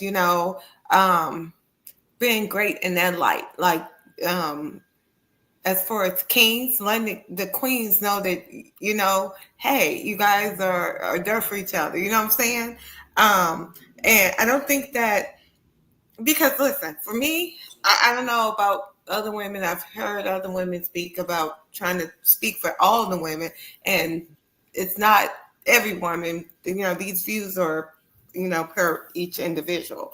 But for me, like it don't take much for me. Like I don't need the trips, the this, the that, and I appreciate it. And I always say I appreciate it, I love you. But if you were more this and that, you know what I'm saying? So you kind of know what you want from your man, just like the man should know what his woman wants. But at the same time, I think it's also wonderful if you just show appreciation, Facts. giving surprising them with something for the day that they didn't even know that you, just to show that you were thinking about them. Hey, I got you this from the store. Just, I know you're working. I know, listen, even if it's fruit, a watermelon or something, Nice back rub, foot rub, or right, something. Huh? something, anything, just to show Yes. that you were in their thoughts. You know what I'm Yes. saying? Or they were Wow. in your thoughts and things like that. That's a wonderful thing, just to show that you appreciate them. And to say, hey, good morning, I love you, this or that. A quick little text or anything, it goes a long way. So action Facts. is the key. It's not about, oh, you got to take me to this expensive wherever or do whatever. It's all about, I think the smaller things even count, They A count the look, most. yes, counts the most. Even a little quick message, letting them know you're thinking about them and you appreciate them just for being you. Consistency. That part. Yep. All right, Ricky. I always say that I value the stuff that money can't buy, and I stand strong on it. Um, I do just for shits and giggles want to add that I will value a man taking care of the bills in the home more than I would value a man struggling. Just saying. Um, and the value would definitely be different. Not saying that the struggling man don't deserve to be valued. He just don't get as much value. Uh, nah, this was just for shits and giggles. People don't take it personal or literal. No, but I'm big on showing my man that I appreciate him. Right. Uh, Regardless of what that looks like. If it's me bringing him flowers home, because men be surprised as fuck when you buy them flowers. Like, wait a minute, you bought Yeah. me flowers? What is this? Wait a minute, I ain't never had nobody buy me flowers, and just because, not because you did anything, just because. Hey, Ricky, can I ask you a question about that? Yeah. What made you like take that initial step to like say like I'm finna mess this ninja head up and buy him some fire, make him feel like the woman in this situation? Like what? Not Like make what him click? feel like What a click to make you woman. do that? Not make him feel like a woman. It was more so just to show him that I appreciated what But I'm he saying, do you know was that would make doing. me feel like a woman if my woman bought me some flowers? It would make me feel like a woman. Not saying it wouldn't be a good gesture, but like it would be something so different that it would make me feel like a feeling that I wasn't used to feeling. That's what I'm saying.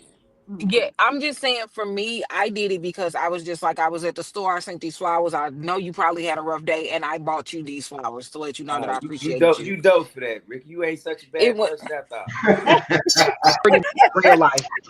I'm actually pretty dope in real life, but like on her, y'all, you don't know that side of Ricky. But like anybody that I've ever dated, they can vouch that Ricky on the show is not Ricky in real life.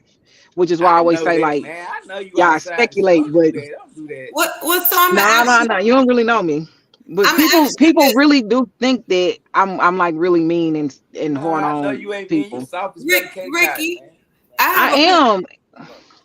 I have a question, Ricky. When you do the flowers, you get them delivered in like a vase or something? So I've done that before too. I had flowers delivered to their home in a vase with a card and an appreciative note.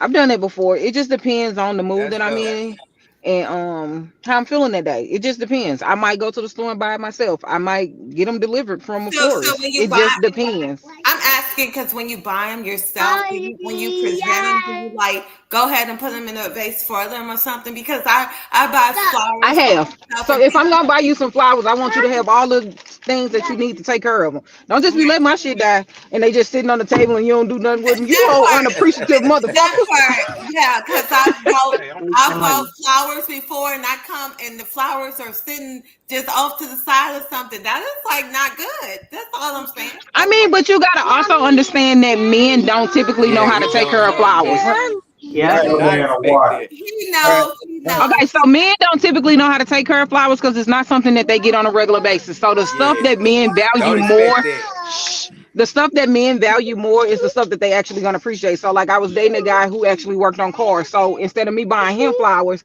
I would buy him car parts, like tools to fix Facts. cars. And it'll just be randomly done. And that was more important to him than anything that I could ever Yes. do.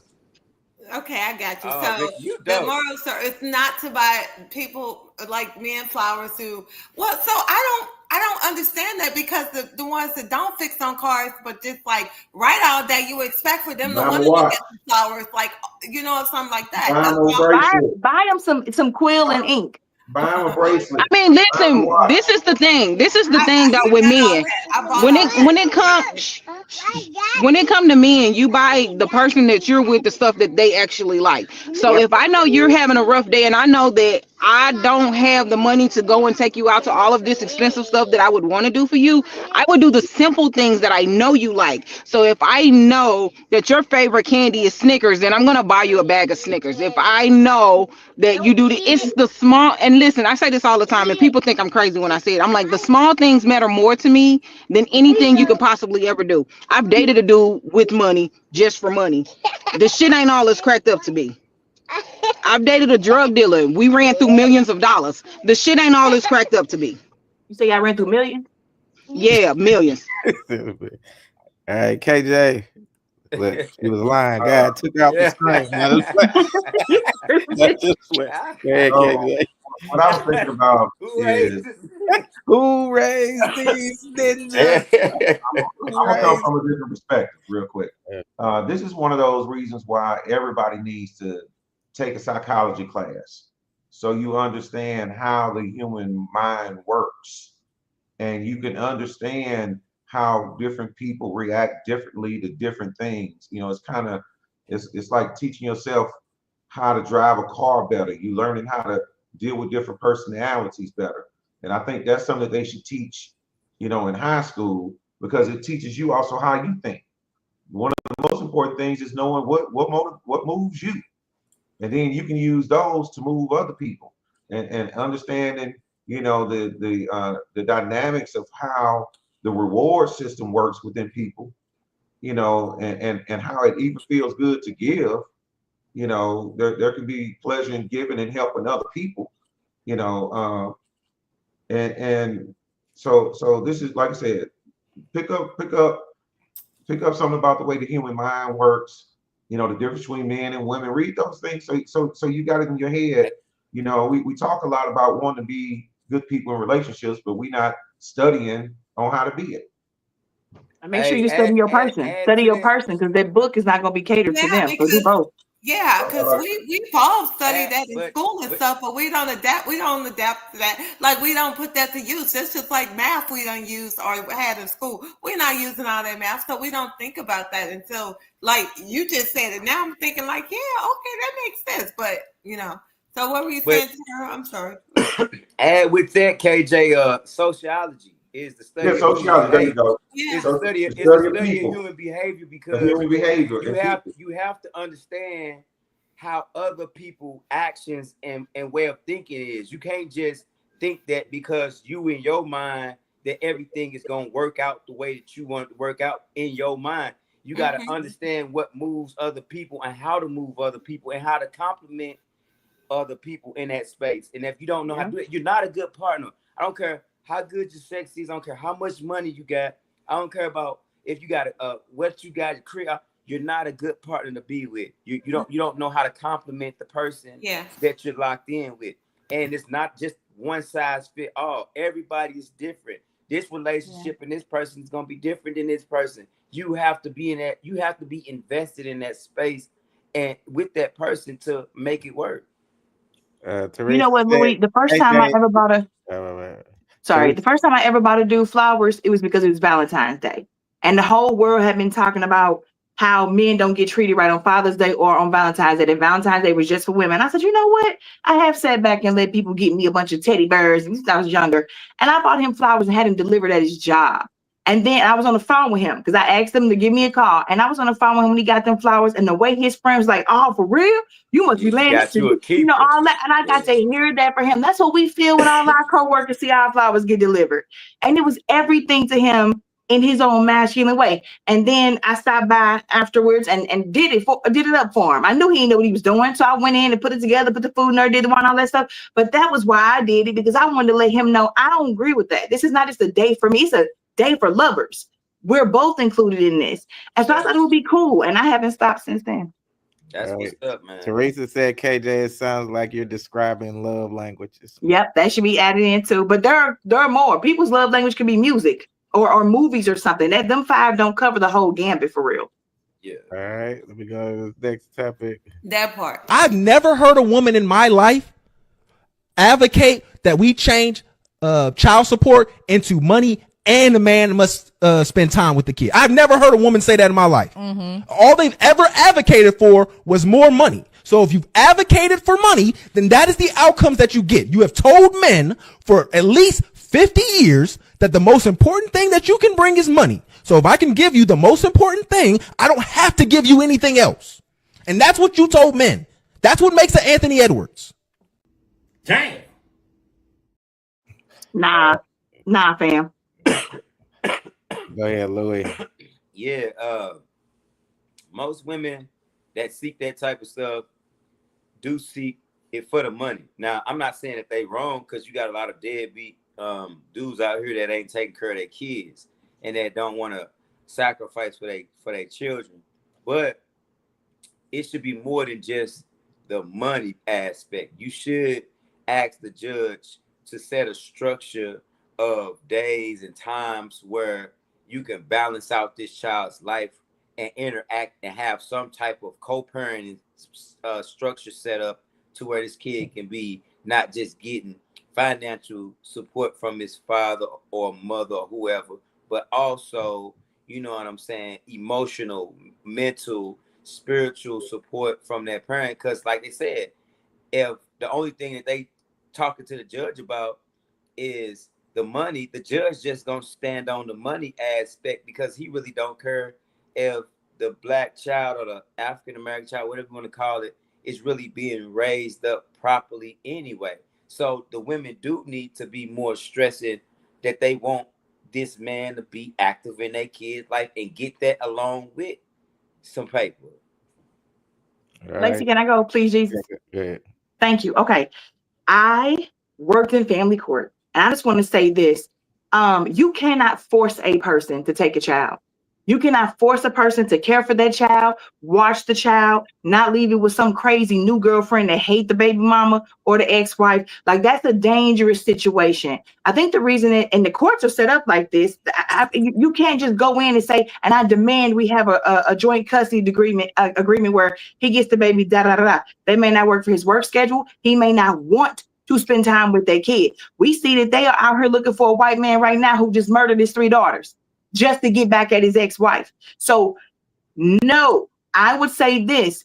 If she advocates for that, she needs to be talking to him about it. She needs to make sure he's safe, he's fit, he's sound. There's no bad juju going on, and that's what he wants. If he's willing, then yes, advocate for both. But a lot of these dudes want to get out of sight. They don't even want to pay the money. They'll go work under the table so they ain't got to. So advocating for that, to force it upon someone who is not advocating for themselves, I don't think so. But in a perfect world where the man is stable and he is not a bad guy, absolutely, especially, and I can't even say especially with boys, because daughters need to know their fathers too. Yes, but only if he is sane and of sound mind and not straight up just But why would you be having a ridiculous. baby with somebody that's not like Because that? people sleep with people they don't know yet, or the dude turns that way because she leaves for something better, or whatever it is. But you know, people be crazy. All right, Stacy.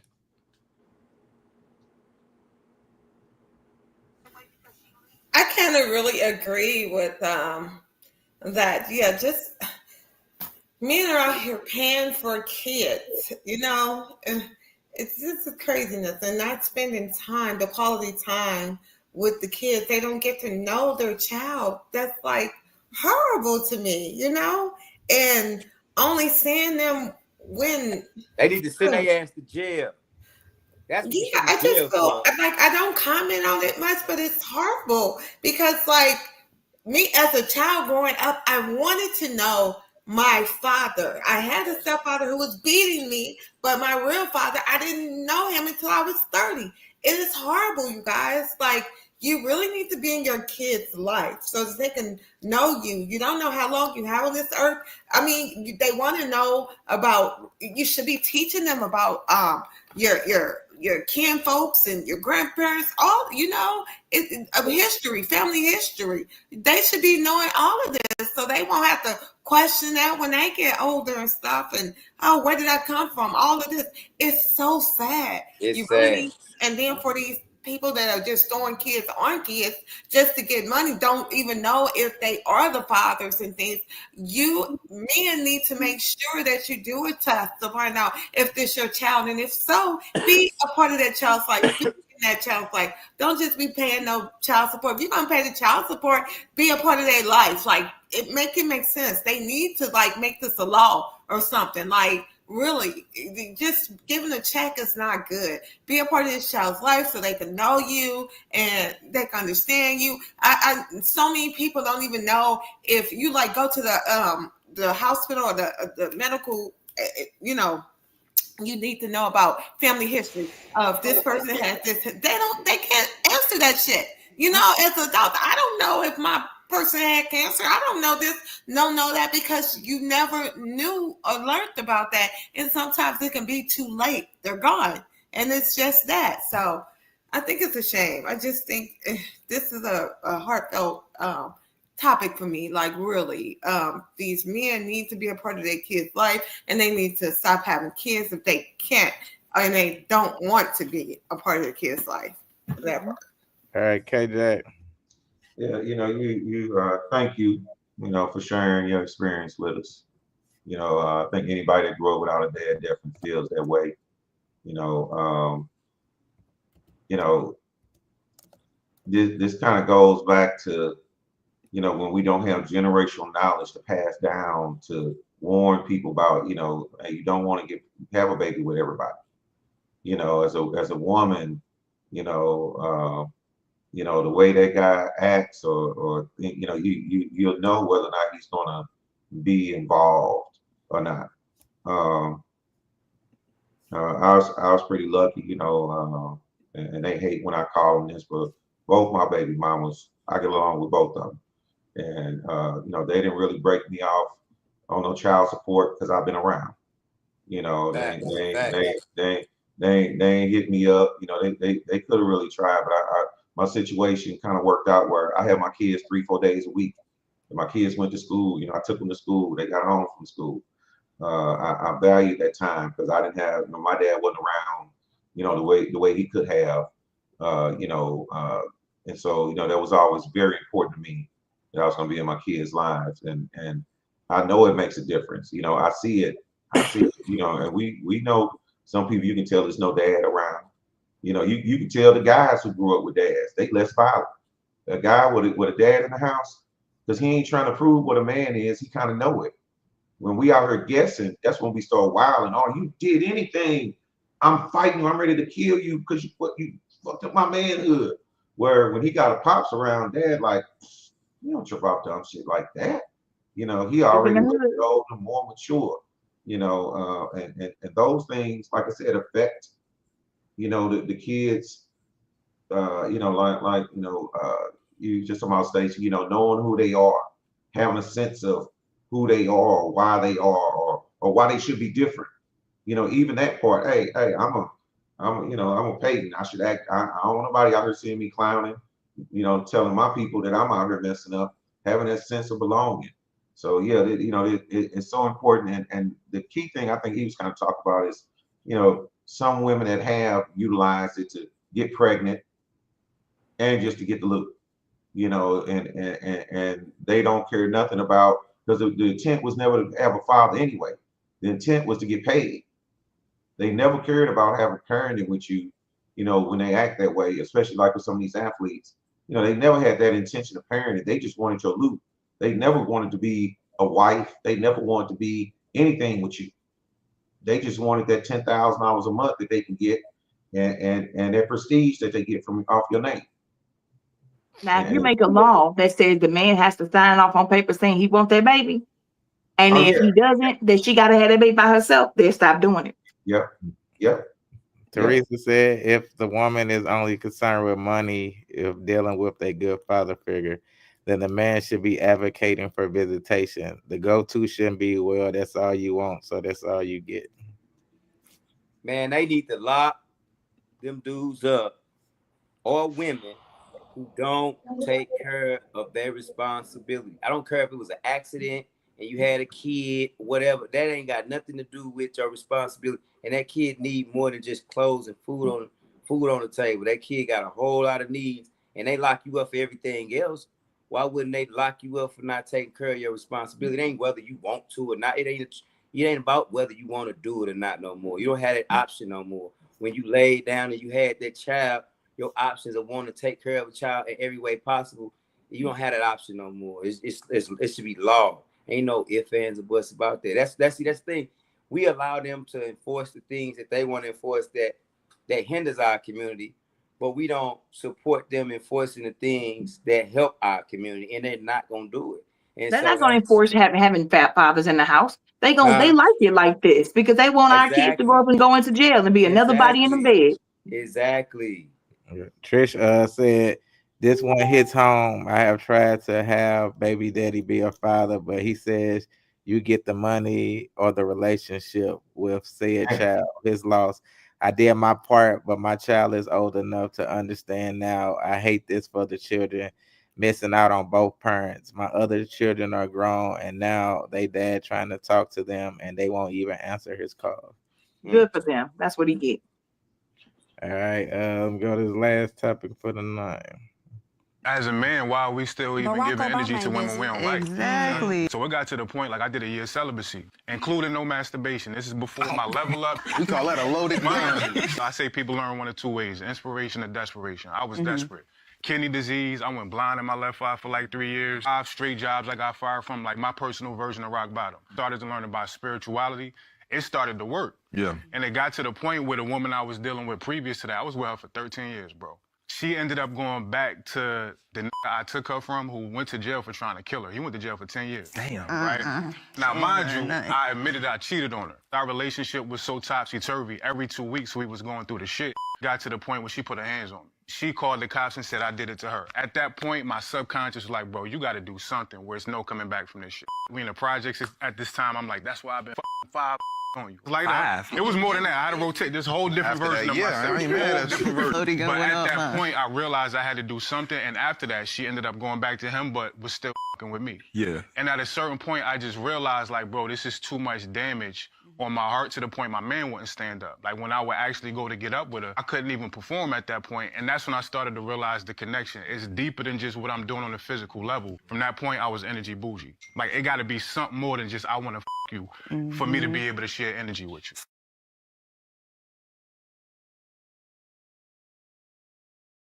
All right, Tara, go ahead, take that first. Good for him. He was in a very toxic situation, a toxic space, and he was doomed to, like, he was on his way to one or two places, and neither one of them was good. I agree with this. I think if you're not okay, you can't be okay for the next person. And if it's more pain and chaos and turmoil, no growth, nobody's trying to be better, y'all deliberately hurting each other now, you have to step away. You have to take care of yourself, or you can't be good for anyone. I say kudos to this young man, and to anybody in that situation, you need to do the same for yourself. Because the dude that tried to kill her, if he'd have caught on what's going on, he could have killed that man. You lost your life over a girl you can't even get your wood up for. So let's get away from the chaos and the drama. If you sit your person down and say, this is what I need, and they can't provide it for you, or it's just gotten so far like you physically just don't even want them anymore, walk away. Walk away safe, in peace, and intact, and go and find what you need to get yourself right, and then get you the right person for you, later on. But I'm glad that he got his things out, because that sounded terrible. All right, Stacy. You need to be emotionally tapped in and not emotionally drained. That part. So I feel like if you got a direct connect, y'all should be great. You know what I'm saying? When it comes to everything, as far as the whole relationship, sex, everything. Just if you're tapped in emotionally, it should be great. So if not, move along, because people don't know. You need that extra to get through life. I'm just saying. People don't think so, but that helps you through. You hear me? Y'all know what I'm talking about. That part. As long as it's good. Yeah, that part. Don't waste your energy on nothing that's bad. That part. And don't keep wasting your energy at all when it comes to anything. If it's emotionally drained, then hey, get the hell off, for real. Like, if it's draining, just no more. No more. Be you, be great, and do you. Just, hey, if you need to go get that off with somebody else into the timing and not be together right then and there, hey, just do you. Just what makes you great. Do you? All right. Bye. All right, Louis. Yeah, I feel like the way he put it, it went over a lot of people's head. But let me give y'all the ladies some game tonight, man. Dude said a whole lot. I think he just kind of like a square, so he don't really know how to like put it in a way where you can really like eat it and chew on it real good. But what he said was real important. See, women going out here getting these BBLs, they going out here getting chests, they going out here getting lips, they going out here getting extensions, they going out here getting all of these different things, thinking that this is what's really going to move a man or keep him. It's going to attract a certain type of caliber dude. Now, don't get me wrong. Every man going to look if he's not, if he ain't going that way. But what he said was the connection, the energy, everything wasn't set. It didn't have about a balance, right? So a woman got to understand that home is where the heart is for the man. I don't give a damn if you're in an apartment, if you're in a mansion. If when I walk through this threshold of this door and walk into your world, if I get peace, love, and support, that's my home. I don't care word is, that's what I say, Papa is a Rolling Stone, wherever he laid his head is on. They talk wherever he found peace at, that's where he was sleeping at. Because if you was drawing all this chaos, this can't be my home. If I lock in at this my home, I'm gonna lose my mind. You know what I'm saying? So it's like what he was talking about is the energy that's being set. A woman, her job in a relationship is to make wherever she at home. So that means that if we in the car and you want to get it cracking, that energy should already be set because you making me feel a certain type of way, right?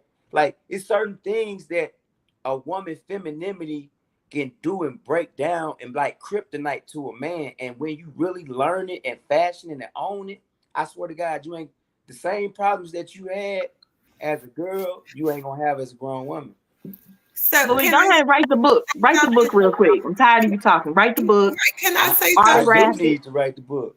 Can I say something too? Like that's what I got from the message, Lloyd, from him. That's why I say emotionally tapped in. You know what I'm saying? Because if you don't have that energy, that connection, you don't have anything going. You're not gonna be attracted to him or whatever, or want to get it out. Nothing. So if you're not emotionally tapped in with the same energy or positive energy and stuff, that so I got that from that. Hey, but And look, I I'm gonna want to. take it a step. I'm gonna take it a step farther, right? You gotta set the tone. I'm talking about from the time you look him in his eyes to the time you speak to him to the time you rub his shoulders and back. You gotta bring him into your world. Allow him to bring you into his world. Forget Jeff trying to see what he about to do, what move he finna make. You make the move, and then that way you will know. Okay, I set the tone like this. He moving like this. Okay, that's what he on. Okay, I know what it is because I ain't lacking. I'm bringing it to the table. So he should respond to me in number one way. And if he ain't responding to me in that way, it's something going on that I need to figure out. Either he got some stuff going on over here, or he going through something over here. So you got to figure the two out. But it's one of the two. It ain't no other way. You already set the tone. And okay, good. And I also heard you say about the women enhancing their bodies and things. So, like a lot of women, I'm not against hold women. up, I'm I not know. against I that. just want to add to that. I want to say that a lot of people kind of get. So some people are doing it for one reason. Some people are doing Exactly. it for another. Because, just say like a man. When you get older, you say, "Oh, I want that Corvette," or "I want this." You know what I'm saying? A lot of women that has had the kids or that's had always wanted something, and now it's time that they can do it. Then they do it. You know, it's not about them doing it for this man or this person over here. It's for themselves. You know what I'm Stacey, saying? you know So my philosophy I'm of just that? saying, a lot of people don't like it. Some people do it for one reason. Some people, it's like at a certain age, if you're 40 plus, you want that Corvette or you want this and want that, go ahead and do it. Just do you and be great at whatever I'm you not do. against no woman doing Yeah. whatever she feel like she need to do to beautify herself. The only thing I am against is her changing up who she is and the essence of who she is because she's made an adjustment or an enhancement. It's like if I get money and I change my personality and my attitude, you're not gonna like me. I don't care how much money I get and how fly I think I am just because I got money. If I'm not still that same person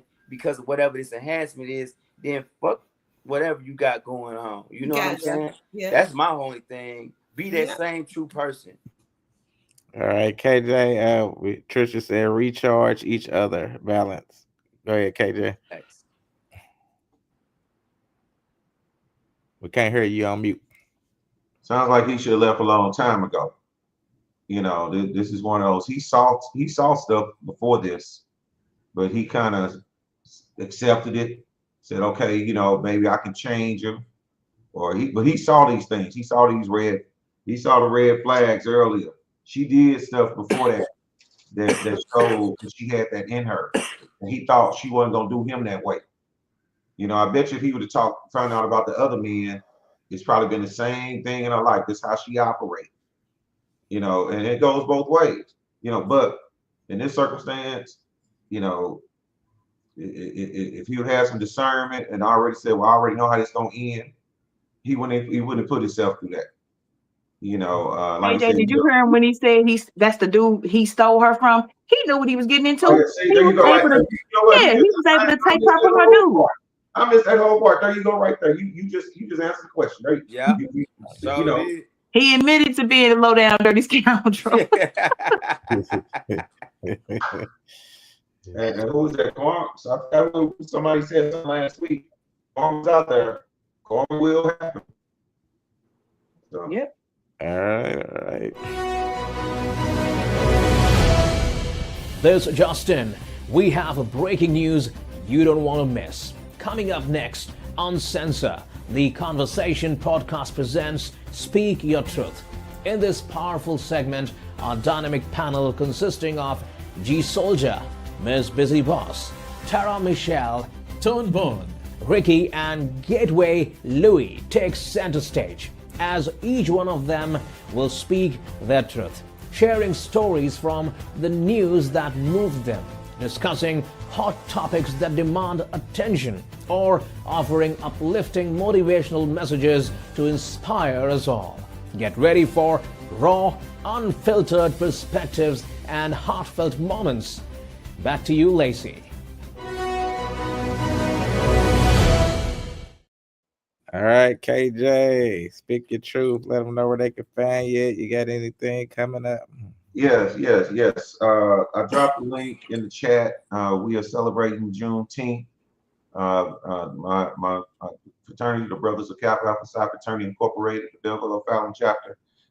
We are hosting a Juneteenth event for the Belleville O'Fallon area. We're going to have horse rides, bouncy houses, face painting, stuff for the kids to do.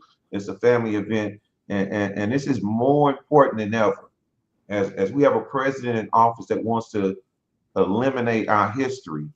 It's more important than ever that we show them that we're not going to let you remove our history. We know what Juneteenth was about. It was about the Civil War. The Civil War was about Southern states wanting to own slaves, plain and simple. That's what they wanted to do, own slaves, and they said they was willing to kill for it.